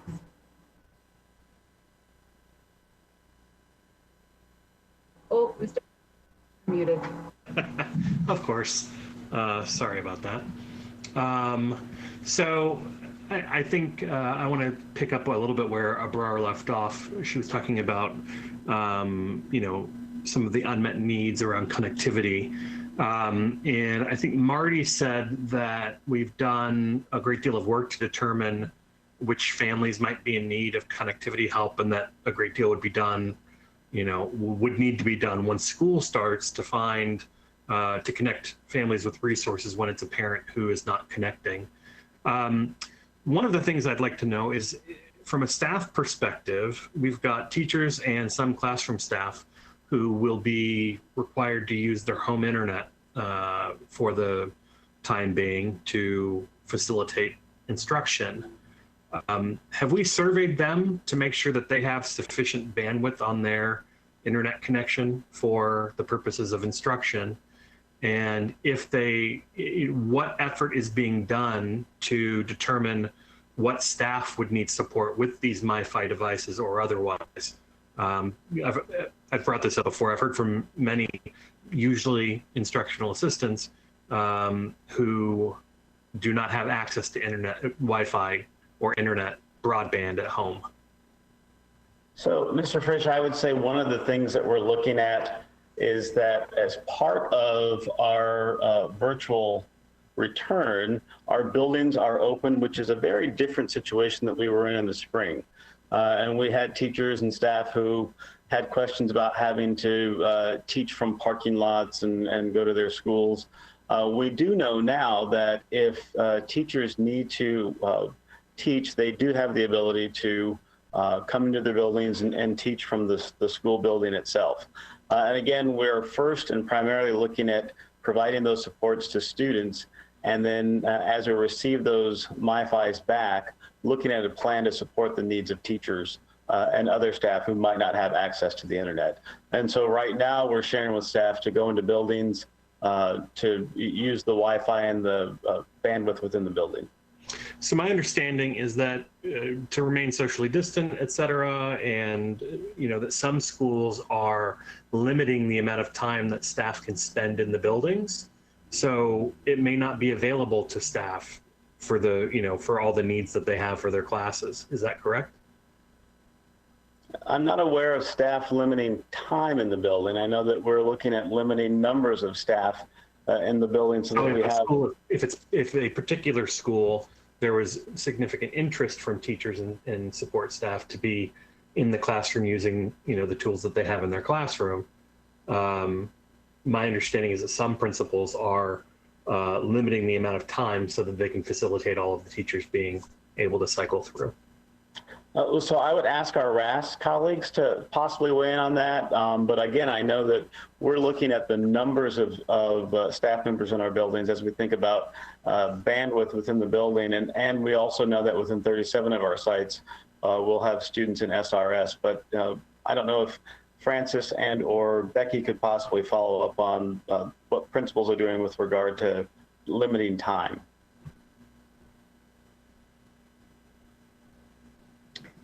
I'm not aware of that situation, so I can follow up with Raz, Mr. Fish. I do know also that we have just put out a request to all principals to try and get a more accurate account of the number of teachers that are requesting and other staff to report and work in the buildings, so that we can do a county-wide assessment of that too. All right. So we can get back to you. That would be great. And I think that, by and large, I think we've done an excellent job of upping the amount of technology we have access to. And I'm hopeful that this unmet portion is backfilled for us, because I think it's critical. So thank you, Marty, for all you've done. Is that it, Mr. Fish? Okay, great.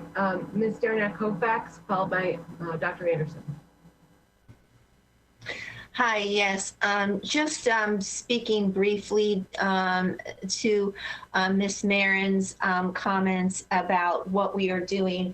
As you know, our ask for this work session is to forward a request to the County Board of Supervisors for unmet needs. I guess I have a question of our chair.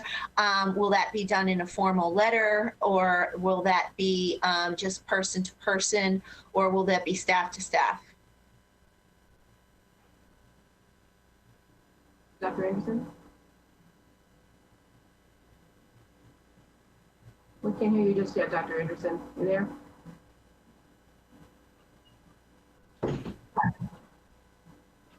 I guess let's give her a moment if she's reconnecting. Dr. Anderson, go ahead if you're on.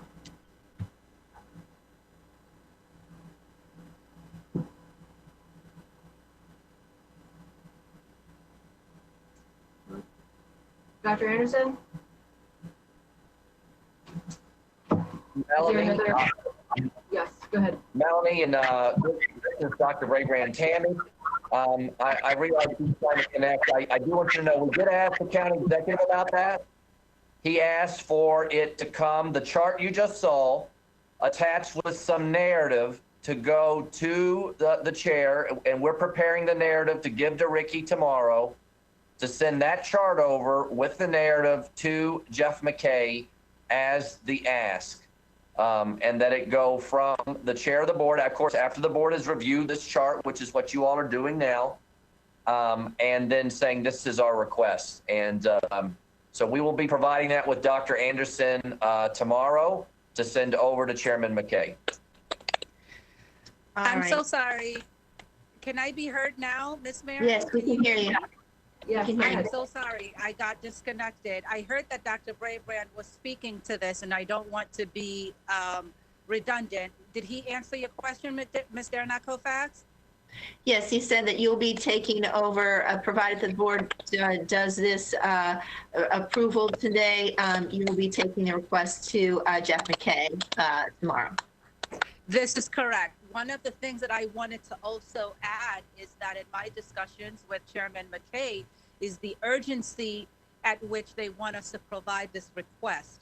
Because as he shared very, very clearly with me on several occasions, they continue to draw down on their CARES funding.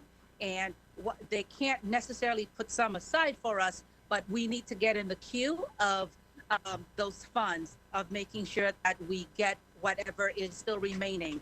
I believe that Ms. Burden shared earlier how many dollars or how many of their dollars have already been encumbered by rent relief and utilities relief, etc. So time is of the essence, as it's been conveyed to me. Okay, good, and thank you. And I say that to board members, so I wanted to hear that out loud, so board members understand the urgency of us, giving our approval collectively to you. The other thing I wanted to speak on briefly, thank you all for working with us quickly to get the letter out to the 26 members of our Northern Virginia delegation. You've all seen that. For the public who might be listening, the main asks on that were to eliminate the proposed reductions to the K-12 funding that resulted from the sales tax revenue reforecast, for them to consider student enrollment data when calculating basic aid, and basically to avoid any legislation that would give us unfunded mandates at this point in time, regardless how well-meaning they are. So this letter went out, as I said this morning. I know many of you have talked about reaching out to delegates who are your representatives, who you know or who are on these committees, appropriation committees. And so I will continue to work with all of you and maybe develop even a more formalized structure for us as we move forward. Those who are really interested in working and reaching out to their delegates, or getting a little subcommittee, so we continue to have the opportunity to reach out during these times when funding and is where the need to talk about funding is crucial, now during this special session and when they reconvene in the new year. So thank you for that. And I'll be taking over for Ms. Marin shortly, I believe, managing this session. So thanks. Thank you, Sarah Kofax, and thanks for your help tonight. Dr. Anderson, followed by Ms. Kiskamara. Thank you very much. One of the things that I wanted to be clear, because I heard this question raised by Ms. McLaughlin, and I wanted to support that. The request for this session, Dr. Brabrand, it's not for the board to make any decisions regarding the use of our beginning balance. It is just to come to consensus regarding what we are asking of the Board of Supervisors. I'm sorry that my connection was coming in and out, so I wasn't sure if I heard clarification on that. So if you could please confirm what my understanding is on that. For this, it's the ask for the county. And we can discuss the beginning balance usage later. My only point, back to Mr. McLaughlin, is that was part of the conversation as the county executive and his team were talking about what our request would be and asking us, were we using our funds available to us to the fullest extent possible? But be glad to talk about it later at a later time, and we'll work with you and the vice chair. Is it their thinking, or is it your understanding that they are looking for us to exhaust our beginning balance prior to supporting this ask? I wouldn't say it was said as directly as that, but I do think it was something they wanted to bring to our attention. Mr. Smith, did you want to say anything in addition? I would say that just as they're utilizing their reserves to cover their particular expenditures, they would want us to look at using all of our available reserves to do the same. Okay, I think that's surprising, but I still want to share that I'm not prepared to make that decision today regarding our beginning balance. I'm glad to hear that that is not your thinking for this conversation. Could anybody speak to how much of their beginning balance that they've utilized so far during this pandemic to support various efforts? They don't typically have a beginning balance. It's my understanding that they are of the opinion that we nor they should have a beginning balance, and so that's not really an issue for them. Okay. My last question is regarding limitations of the use of the CARES funding. I know we had some significant limitations that we discussed back in June regarding not using those one-time funds for recurring expenses such as staffing, etc. I also realized that the Board of Supervisors CARES Act fund limitations or parameters are slightly different. If you could, this is a two-parter. One, speak to what their limitations are and also confirm their expectation that those limitations, those parameters under which their funds can be utilized are now also applicable to how we utilize whatever it is that they give to us. Because I'm thinking there may be some differences between their parameters and ours.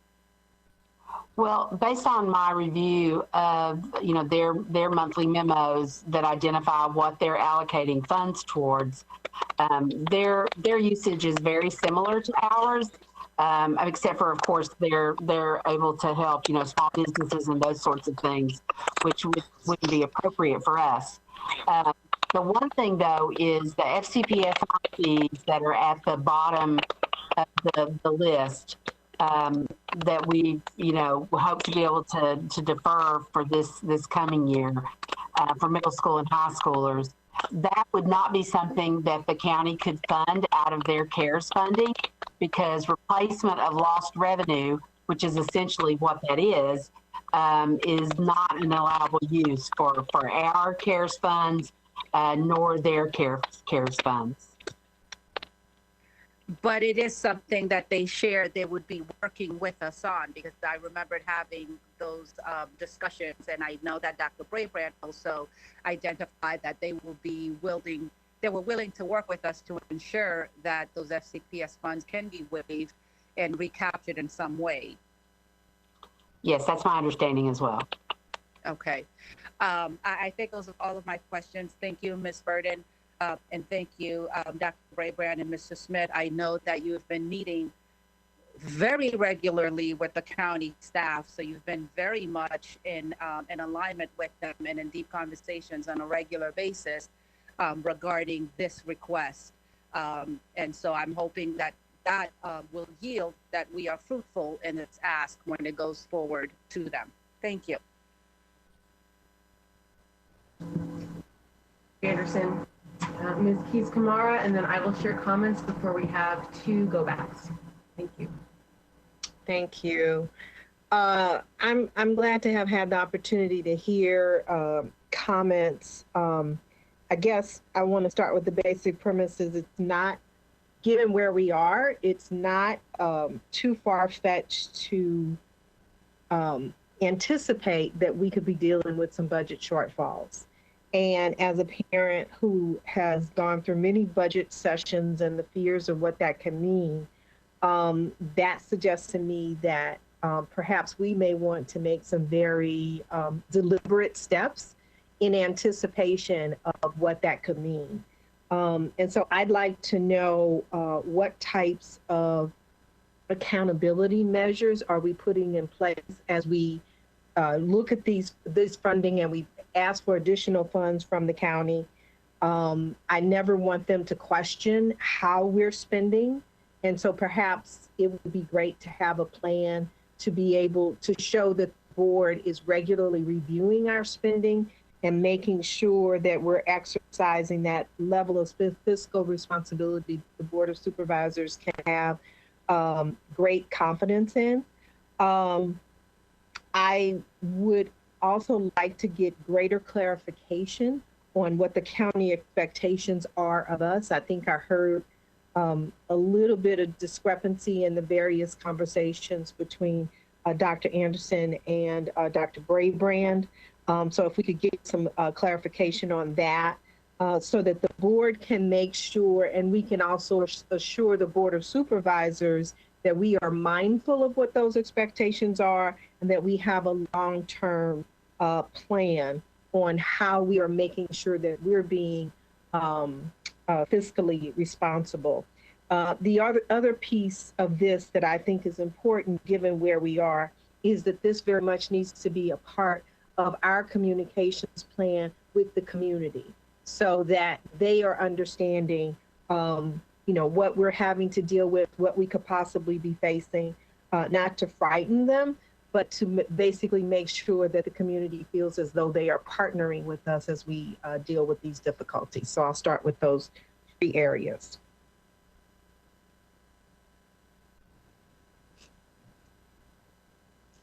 Well, let me start, and then Lee, did you want to say something first?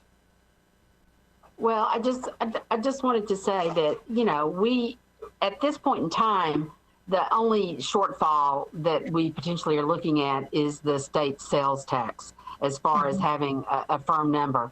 And even though it may not happen, we know that the shortfall of $95 million across the state of Virginia is concerning to not just us, but all of the Virginia jurisdictions. And so we're hoping for, some sort of legislative cure to that problem, even if it's not a full cure. But meanwhile, we are looking at, potential strategies to, as far as the reserve funds that we have available in the budget, how we might use some of those to cover that shortfall.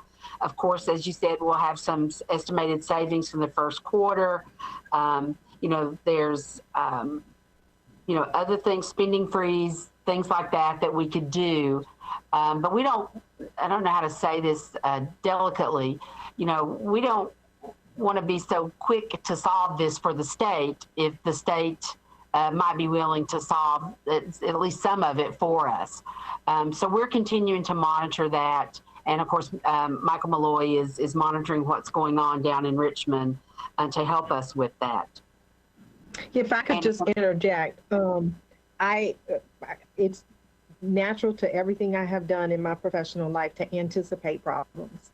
And definitely have been in contact with folks at the state and talked about the monies that they're losing on a daily basis. And that would suggest to us that we do need a plan, to me, that we need a plan as to how we're monitoring that and making sure that we, are doing the best that we can and are presenting a plan to the county to show that we have done our due diligence, I guess is what I'm saying. So I'm not really disagreeing with you as much as I'm adding a little footnote to that. Thanks, Karen. We are working regularly, of course, with you all to bring you, I think, financial updates we've done now in June, July, and here in August. And we're going to continue to do that. You heard today, we're going to do that first quarter update that we haven't done before. And I do agree, we need to think worst case and be prepared, while at the same time doing everything we can to reduce anxiety of our staff. Everybody right now in this country and in this county is worried about school, worried about their jobs. And so it is a careful balance between being fiscally responsible, having plans if things get worse. And we are looking at those things, and we can be prepared to discuss that in additional detail with the board. And we're monitoring closely our revenues, our sales tax. I got that information on sales tax to you guys about 1 hour after I received it last week. Yeah, I mean, the very worst case is lots of people across Virginia lose their jobs if state revenues and revenues to municipalities go down. I'm hopeful that's not going to happen. My plans that I communicated to our staff and to our community, we want to keep FCPS intact. and we're going to do everything we can robustly to do it. And if things get tighter, we're going to do everything we can to freeze and be judicious in spending and find ways and efficiencies to save every way we can, and having to deal with reductions of people as the last resort. But I absolutely understand, and we'll be prepared to update you all in the months ahead as financial conditions improve or not improve. One thing I just want to say too, candidly, while you brought this up, is the state and the local governments have at this point had a strategy not to touch their reserves, their strategic reserves. And I think that will be, if we're being candid, and if things were to get worse, that would need to become part of the conversation and the way what our decisions will be. Because I will say this, once we cut things in Fairfax County Public Schools, we are not going to get them back anytime soon. Not the people or the programs. So I'm hopeful that in this 100-year pandemic, we might look at reserves to fill the gaps before we make decisions that are long-lasting for our system, for our local government, even for our state government's operations. And we'll just have to stay connected with you and keep communicating as you wisely said to our community about where we are, and to this board where we are and where we need to go. So I know my time is up. I just want to clarify the next steps that I included in my statements that I didn't hear necessarily addressed. One, I'm looking for an accountability plan. 2, I'm looking for clarification of county expectations. 3, I'd like some discussion about our communications plans regarding these issues. And I'd like for the board to be notified prior to us starting to spend down our reserves. Thank you, Ms. Kizkamara. I will go ahead and use my 3 minutes. You know, I feel like I'm still trying to understand the frame in which we ended up with this recommendation for 19.3 or 7. You know, I think through this discussion, I've heard a lot of why some decisions were made, but my colleagues have asked some questions like, why not something like tech literacy? Why this much on plexiglass and this many masks? And I think when we're given this information, like I've been wondering all along, how much should our school system be asking of the county if the county's revenue transfer to us is over 50% annually? And so us asking for 10% of CARES Act funding doesn't add up to me. And I'd like to understand the rationale. Why, as Ms. Cohen, she had the first question, and I have been wondering as well for weeks, if not months, since we've had the CARES funding come down to us from the Fed. Why are we asking for only 10% of the county's amount that is less than 50 million even remains? They've already allocated. Why are we not asking for more, given that we have unmet needs? And you know, why in things like intervention support, the hourly for people funding, we're asking for 4.7 million.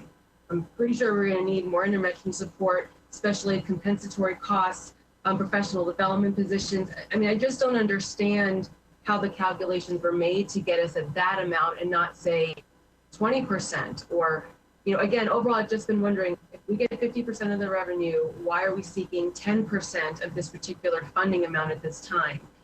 I also did want to ask for clarification, please. Is it accurate that middle schools have one Espec, or do they have more than one Espec? Because I'm aware of a school, I think, that has one, which is extremely difficult, I'm aware of. And also, just back to the projections, again, it would be helpful to know how long these projections we think they're going to take us to, which might be an unanswered question. But so let me just rephrase. I'd like to know more about why we're asking for 10% of the CARES Act funding and not a different amount, and just that one question about middle school Especs. Thank you. Alice, do you know the staffing standard for Especs middle schools? I'm looking through my paper and can't find it. I was too. They do have one Especs. I'm getting the formula, but I believe all the middle schools have one Especs there. So that to me seems like, I know we can't use it for extended funding for recurring, but you know, that's a huge need. I mean, we just upped the elementary school and they have fewer kids than middle school. So I just can't conceive why we don't have at least more than one SPEC, if not a T-spec. Just hearing how things were going during laptop distribution, they're just more, they need more help. It's just, you know. Melanie, let me get the formula for T-spec because they also get T-spec support. So if I could just get you that comprehensive response at the elementary, middle, and high level, all of that, we just changed the formula and we implemented FCPS to provide additional support at those levels. So if I could just get a second before that, I'll get that to you. And you certainly can take, you know, some time on that, Alice. But again, it's just, if we know we need that, why aren't we asking for the county for the things that we can ask for and moving that money over to that line? So again, that's my bigger question. So I just wanted to, and I believe Dr. Anderson also kind of spoke to this in terms of requirements. And we did mention this a little bit at the work session, and you've touched on it, Ms. Marin, and that is that we were trying to be very deliberate on using CARES Act dollars for one-time money. One of the differences in the restrictions of the county money is time frame. So those dollars go to December 30th or 31st of the current year, where our eligibility goes all the way through September. So that was part also of kind of thinking through some of the costs that we wanted to request from the county, as well as our own costs and our CARES dollars, and trying to make sure that it's one-time support. Otherwise, we would have to pick up the cost of those employees beyond December, even in the current year, given the current economic, climate. Melanie, this is Dr. Brabrand. One other thing I would say is, this is not the only time that we can make an ask of the county. This is an ask for CARES. We can consider additional asks and very well may consider additional asks during the year. They have reserves. We have some reserves. We've talked about doing everything and talking with them that we would work to spend our reserves. If we spend our reserves and we have additional needs, we may need to make and have additional asks. So I don't want to say to you today or to this board that this is the only time that we are going to make an ask, but we need to be sure with CARES, as Alice just described, that we're taking full advantage for the CARES Act and to continue to monitor our needs as we move forward this year. And we'll work with the board to bring you what our needs are and talk about what additional asks that we have.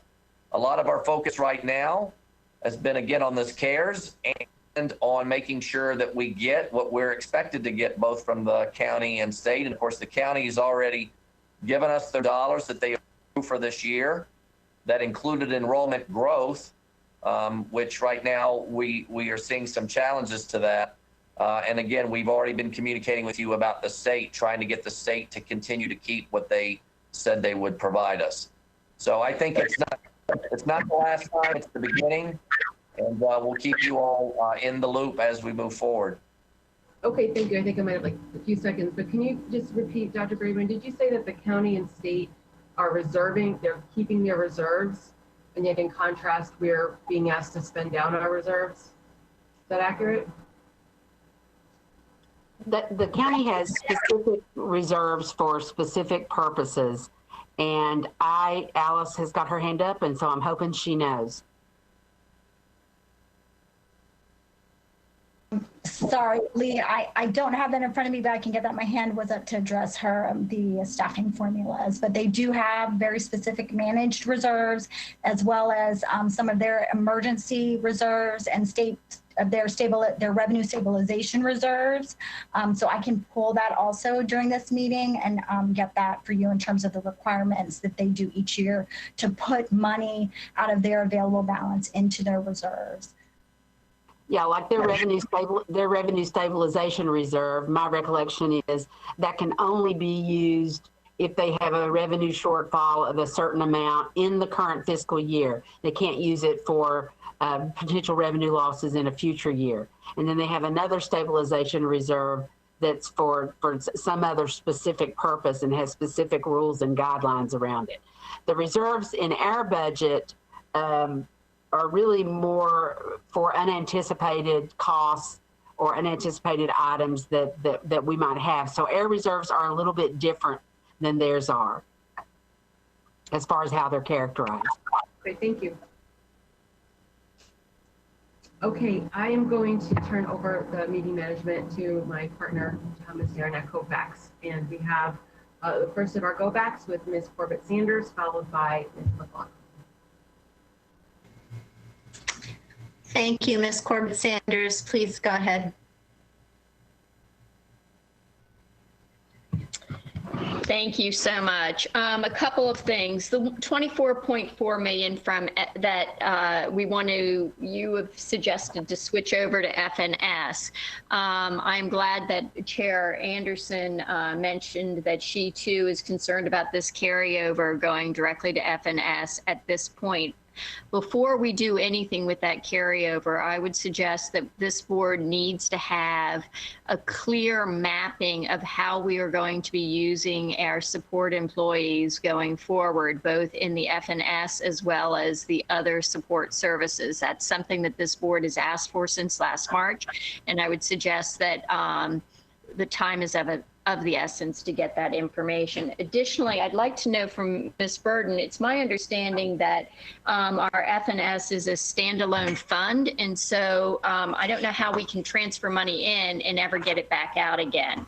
The last piece, I'd like to talk a little bit about E-rate funding and what can we, I noticed that that was absent from your presentation, and with the expansion of bandwidth within buildings, connectivity for homes, and additional resources for technology, I'd like to have an understanding of what we get from E-rate funding and what should we be advocating for more E-rate funding.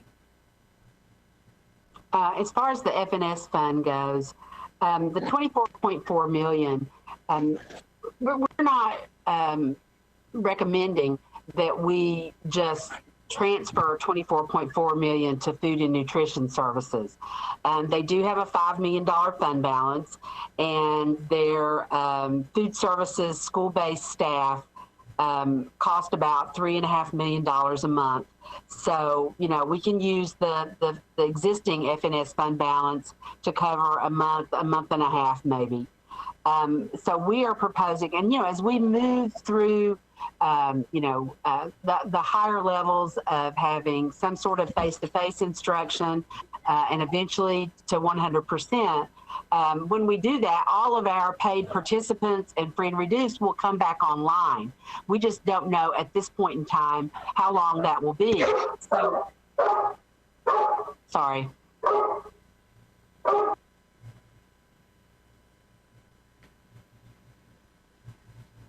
Are you done, Ms. Burden? I think she's waiting for the dog. Yeah, I'm trying to get the dog to stop barking. I'm the only one home, so. Yeah.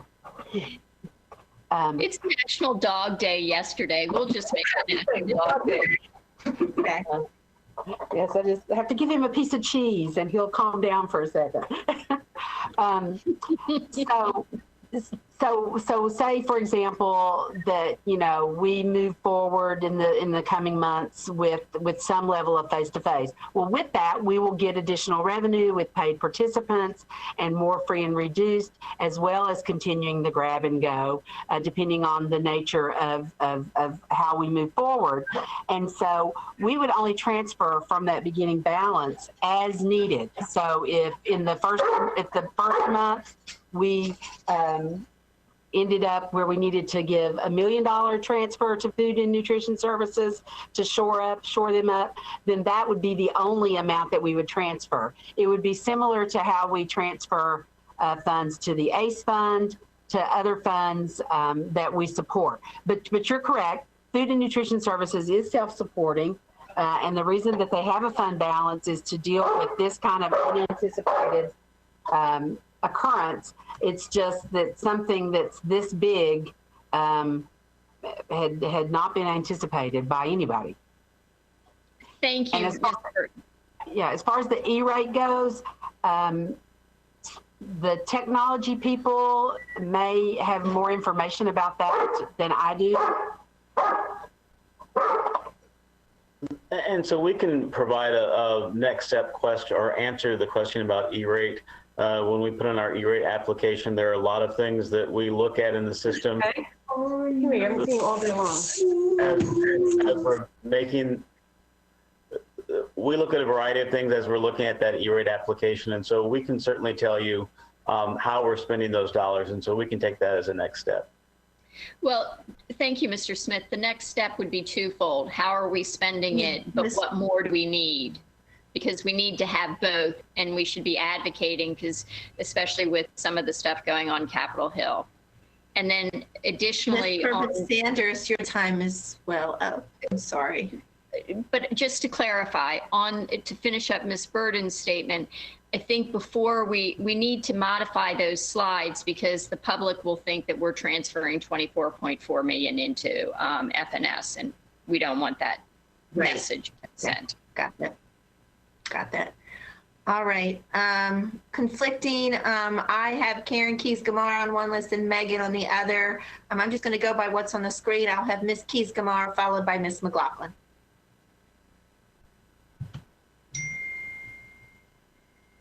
Ms. Keys-Gamarra is off. Ms. McLaughlin.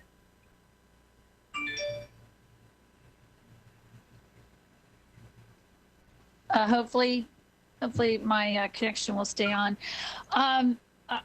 I guess what I want to convey to my colleagues is that I am struggling with how interconnected all of this is. While staff has given us a list of 19.6 million, it's not in a vacuum. And so right now, this ask to the Board of Supervisors is 9 million alone for just cameras and plexiglass shields. Ms. Praskarski asked questions about what the science says about the plexiglass shields. When will we use them? How long will we use them? And you know, our reputations as elected officials are going to be attached to this request. And I appreciate that we, as a board, have limited time, but I don't feel like I can do this in a 2-hour work session with the lack of discussion. I can't support this at this time. I feel there's too much information that I still need. I'll be abstaining. All right. Thank you, Ms. McLaughlin. Ms. Cohen. Thank you so much. I just wanted to circle back, I guess, to piggyback a little bit on what Megan was referencing. I am really concerned that even with the new nurse positions that we've added, that we're about 1 nurse to 2,000 students. You know, I echo some of my colleagues' concerns about the idea of $4 million worth of plexiglass. And I definitely understand where some of that concern is coming from, but I also feel like in the world of how we protect our teachers, having a health professional in the building who can help with mitigation strategies and also potentially man these quarantine rooms that we discussed when we talked about going back to school would be a much better protection for our staff than asking staff to man rooms of kids who potentially are positive for COVID. So I guess, you know, my concern with this is I really would like us to see a very robust ask from the county. And I think the CARES Act money seems like a reasonable place to have short-term increased health professionals in our building. And so I would really encourage that inclusion and a conversation around it. Thanks, Ms. Dernick-Kovacs. Thank you. I don't see any other hands up right now, but I would ask again if the last 2 questions posed by my colleagues who have reservations of this ask, for Mr. Plattenberg, perhaps. The decision, I'm assuming you were part of that decision about the plexiglass shields around the teachers. If you could talk to us, if you could speak to us about that, perhaps. Absolutely.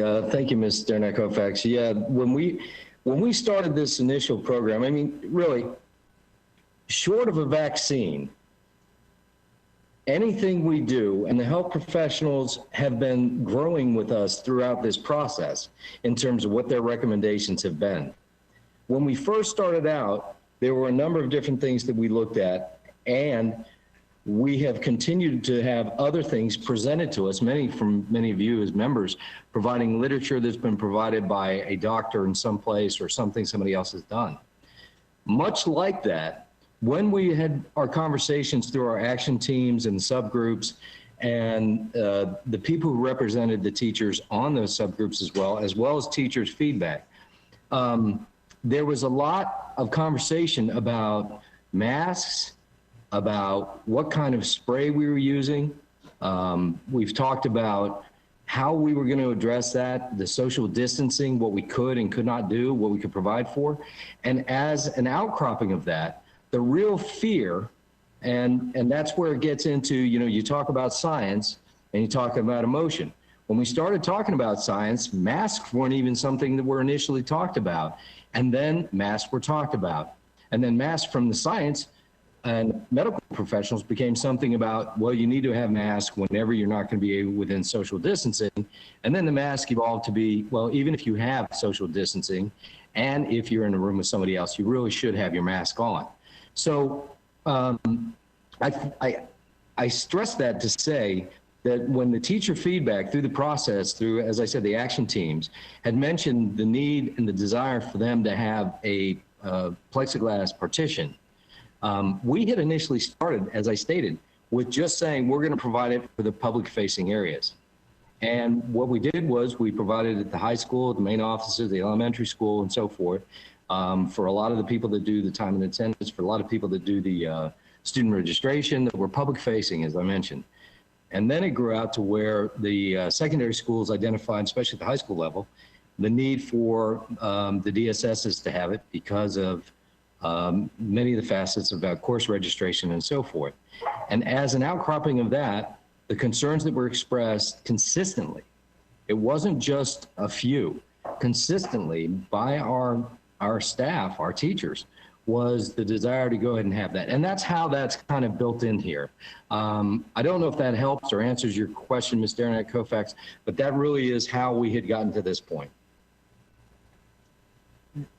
Jeff, I want to thank you, Jeff. The bottom line is we want our staff to see that we've done everything we can to make their return to school in person safe and secure. We're starting virtually.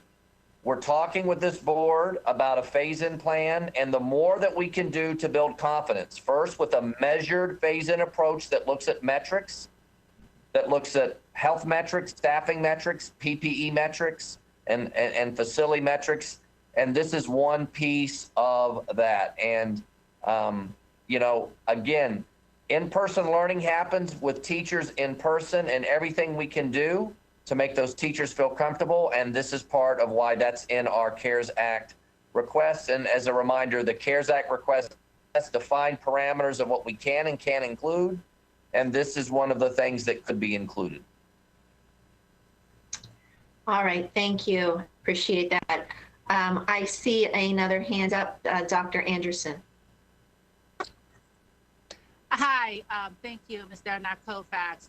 Not to belabor the point, but I do want to share that I do have concerns regarding being timely in our request of the Board of Supervisors to ensure that by the time we come in with our request that there are still some funds left in their coffers. Having said that, I do realize there's been a lot said this afternoon regarding concerns regarding what the ask is, but we're at this point where I would like to call the question where we support this ask and we present it to the Board of Supervisors, or we don't, and we task our team to go back and retool to bring something later on for consideration. And again, keeping in mind the time constraints that I've just shared. So I would like to propose thank you, Dr. Anderson. Do I have a second? Oh, I'm sorry, I didn't mean to cut you off. Go ahead. No, you're fine. Please go ahead. Okay, I just need a second to your call to question, I believe. I'm trying to recall. Have a second to that. Yes, you do need a second. All right, so the question has been called. All those in favor of calling the question?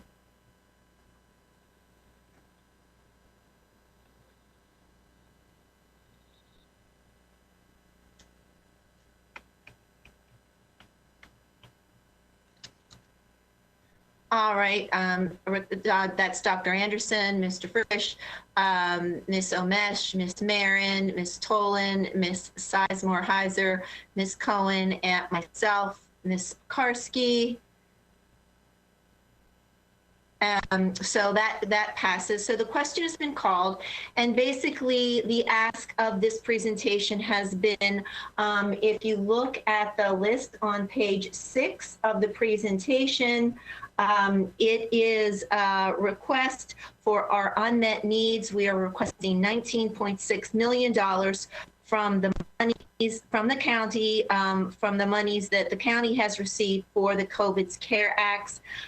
This list will be sent over to Chairman McKay via Dr. Anderson. And as Dr. Brabrand stated, this will not be our only time to make an ask. So that is what is on the table before us. And I ask for my colleagues right now, those who can support that ask. Ms. Derenak-Kaufax, can I have a clarifying question? Yes, ma'am. The clarifying question is the ask limited to the 19.8, and any discussion over setting aside 24.4 million for F&S is postponed till we have more details? Yes, that is you're correct on that. There is no it's correct, Ms. Burden and Superintendent Brabrand. We are not including that 24.4 from not part of the vote, not part of the ask. Right. And so all we're asking for, are we specifying what the 19.8 million is to go to, or are we just having a request? Yeah, it's 19.6, and it's the items on page number 6 of today's presentation.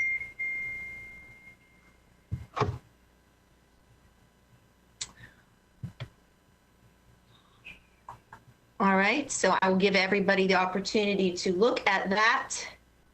And again, asking my colleagues to vote on that. Sending over that information, requesting 19.6 from the monies from the COVID CARE Acts from the county. All those in favor?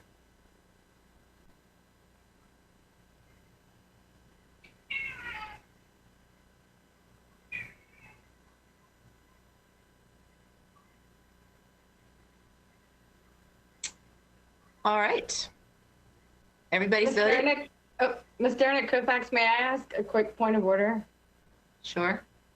With the specificity that's included in that 19 plus million is, I guess, to the degree where we send the transfer request over to the board in a normal budget process, is this similar to that there's some flexibility in those individual line items for spending, and you're asking for general direction on the full 19 million?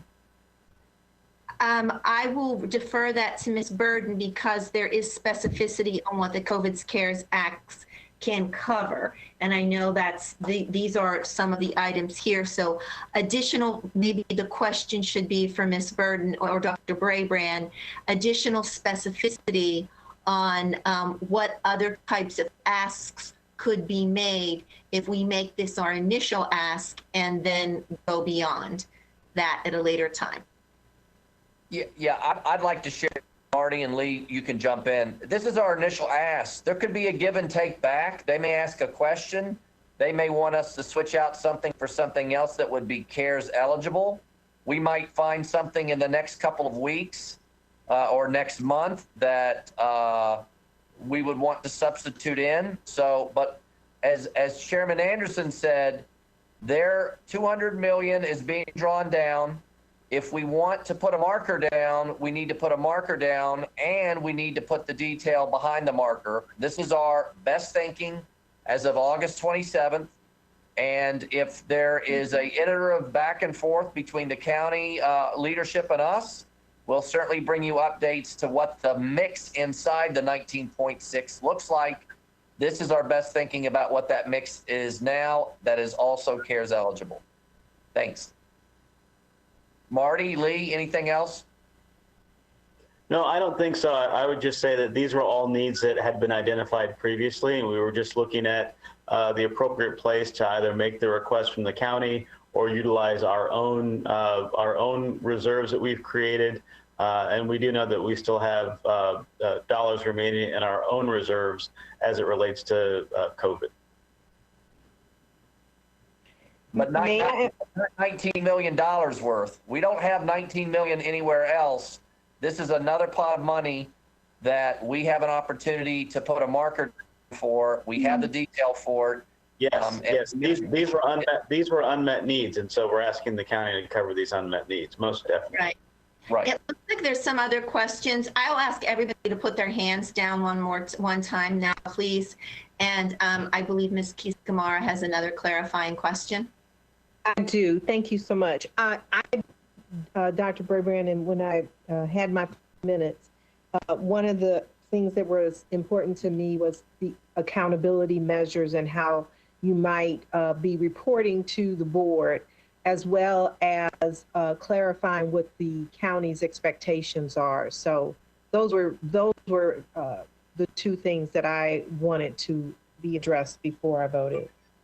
Sure. So let me say two things. In terms of county expectations, Brian Hill and I have been talking, even as this conversation's gone on. He wants to be sure that the items we're sending over are CARES eligible. So we have done the work with what we presented to you today to make sure these are CARES eligible items. As far as the accountability measures, as a next step, I am committed and continue to be committed to bring you frequent updates on finances. We've been bringing them monthly. We're going to do the quarterly update if this board feels we need to bring it more frequently. But we want to be transparent to you and to the community about our financial state. We'll certainly keep you updated on the spending. If there's a change in what we put here today, we would obviously bring the update back if something is deemed ineligible or is something the county has concerns about. We would bring it back and offer, frankly, I would offer a replacement to that would be CARES eligible if there is something that the county has a concern about. And if that's quite getting it, then maybe we can talk offline, and I'll be glad to try to better respond to that. Thank you. I would like, given that we're in a crisis, I think a more frequent accountability measure with the board is appropriate. And it addresses the concerns that I described earlier, as well as any changes in county expectations. Okay. All right. Thank you. I see next, Karen, you've already had one go back. I can put you back at the bottom. Let me go to Ms. Sizemore-Heiser next. Thank you. I'm actually glad to follow Ms. Keys-Gamarra. In your conversations with the county, I mean, I'm sure you've had some conversations that there's going to be some, need for some additional funding to be able to open schools safely. Have they expressed to you what they would like to see, or concerns they may have, or information they need that is or isn't covered in here? I'm just trying to figure out, how this will be received, what they're looking for. I agree with the accountability piece, and with budgets being the way they are across the county and the state, we need to make sure we're being very wise in how we're spending this money and what our asks are. But I'm curious what the conversations with them have been. Yes, we've shared with them all of this detail with the county executive and with their top budget person. Marty and I have met weekly. This is not a surprise to the leadership team of the county. And I know Chairman Anderson had reached out to, as she shared with Chairman McKay. They fully expect, I've been texted by the county executive, when is the letter coming? I said the vote hasn't happened yet, so we need to, take care of one thing first. I am hopeful that this board will support spending $19 million in needs that we've identified to support the school system. And again, with all the provisos that if there's an issue, we'll bring it back to you. We'll keep you updated. And if we need to make additional asks based on additional unmet needs that are non-CARES related, that we will do so. One last question about the plexiglass shields. As Mr. Plattenberg, I think it was, referenced, the science is changing, our knowledge is changing. As we go forward, if that is something that we may or may not need or need as many. I understand what you're saying in terms of making sure our teachers feel comfortable coming back, but is there room to change if there's additional spending, let's say on air filtration instead, that we may have, as science is emerging? So I would say, Rachna, one thing is the timing on some of this spending, right? I think Alice already said the deadline for them is December.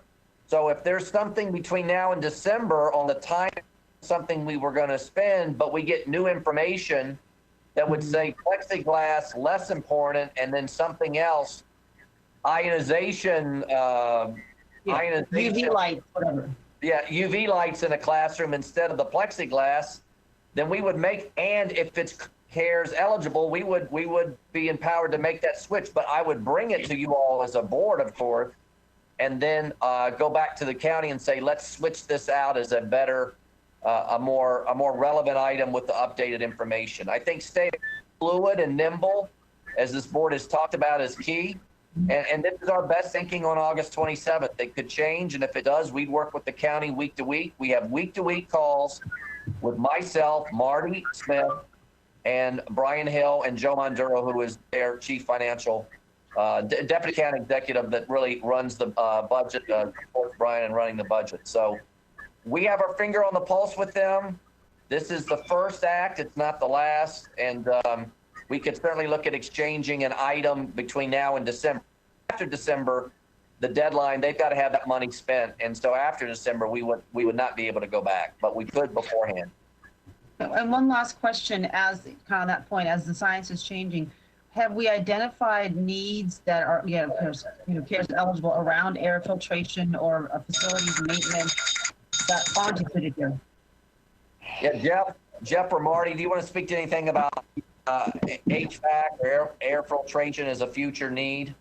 Yeah, I'll be happy to do that. I mean, we've actually, we've taken a look at what across the division we've been having our teams assess all of our mechanical systems and pretty much everything that's been all the different units that we have. And we have approximately 50,000 filters and not every unit requires filters, like our unit ventilators in our schools, the ones that sit on the walls that blow hot air in the summer and cold air in the winter that are real old.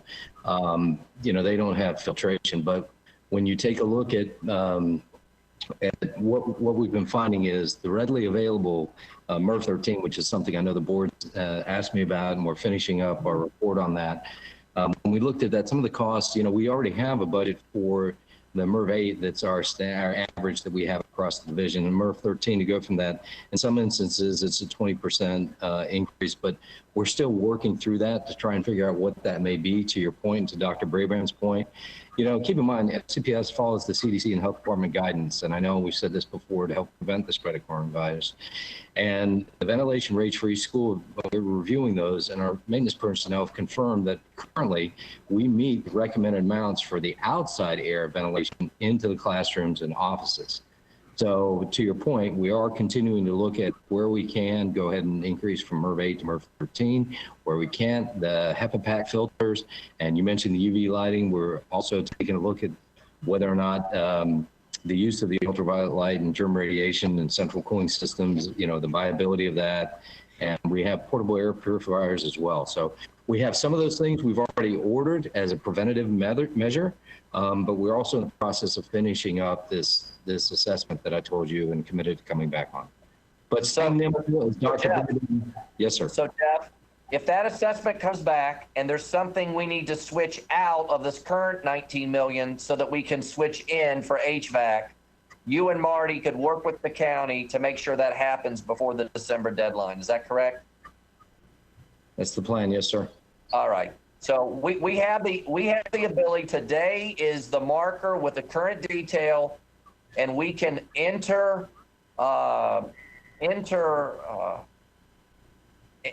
exchange or exchange a specific line item if information comes in the next month or two through our own assessments or new medical science or new information from the county health department, to put something else in there that would be more impactful, that is CARES eligible. And we would certainly bring and brief the board on it, and then of course tell the county we would want to exchange it. All right, thank you. Thank you guys for your hard work. Thank you. And ending with Ms. Omesh. Yeah, this is more of a point of order, really, because we discussed the piece with the plexiglass. I think I heard a couple of us mention that as a potential concern. I just wonder if we would want to hold back on that, or I'm wondering where all the feedback from today is going to be reflected or not. I'm assuming not, right? Because we're going to be voting on this. So in an effort to make sure this is representative of the board's will, given, you know, the pulse initially, I'm wondering if that's something Dr. Rayburn, you'd want to consider, but that's just a thought. Just holding it back. I mean, you mentioned future requests are an option, but. I think the board needs to decide if it wants to have any CARES money that the county has. And we need to put a marker down for it now. This is the detail we have for it. This is our best thinking on the 27th. Your feedback can help us as we work with the county on the final details of something could be switched out or changed. But for today, this is what we would send over. Time is of the essence, as Chairman Anderson said, and I think it's important to either decide, do we want to have some of this CARES money come to FCPS or not? And we will work with the board if there's changes based on your feedback today and anything else we find out or hear from the county or from science. Yeah, I'm just mindful that I don't know how the board of supervisors will receive this, and I'm just concerned about their willingness to. Yeah, I mean, that's fine. Thank you, Dr. Rayburn. Thank you. And I believe everybody's had one more go back. Ms. McLaughlin, you have not. Oh, you're done. I will just, yes. I just wanted to add that I appreciate the additional clarity here, especially what Dr. Braybrand said. As the former budget chair, I had been very supportive of the school system and the school board asking for some of the county's federal COVID funds. I was very clear about that. So for Dr. Brayburn to say that he will continue to partner with the board as we look at the needs so that we can ensure we're spending it the best way possible. I can support this one isolated ask, knowing that we can discuss further how this 19 million will be spent well and spent wisely, if things should change based on CDC guidance or otherwise. Thank you, Ms. McLaughlin. Ms. Corbett Sanders, 30 seconds. Along those lines, yes, whatever ask we have needs to be very clear that we want flexibility in that 19 million to adjust based on changes in CDC guidance and the needs of the system. Because if we are asking for something and then we switch it, our credibility will be out the window. So we need to make sure that any communication is clear that this is our best thinking, but we recognize that things are changing. And I'd like a confirmation or a commitment that that's what the letter will say. Dr. Anderson? Do you want to speak to that? I see that your hands up.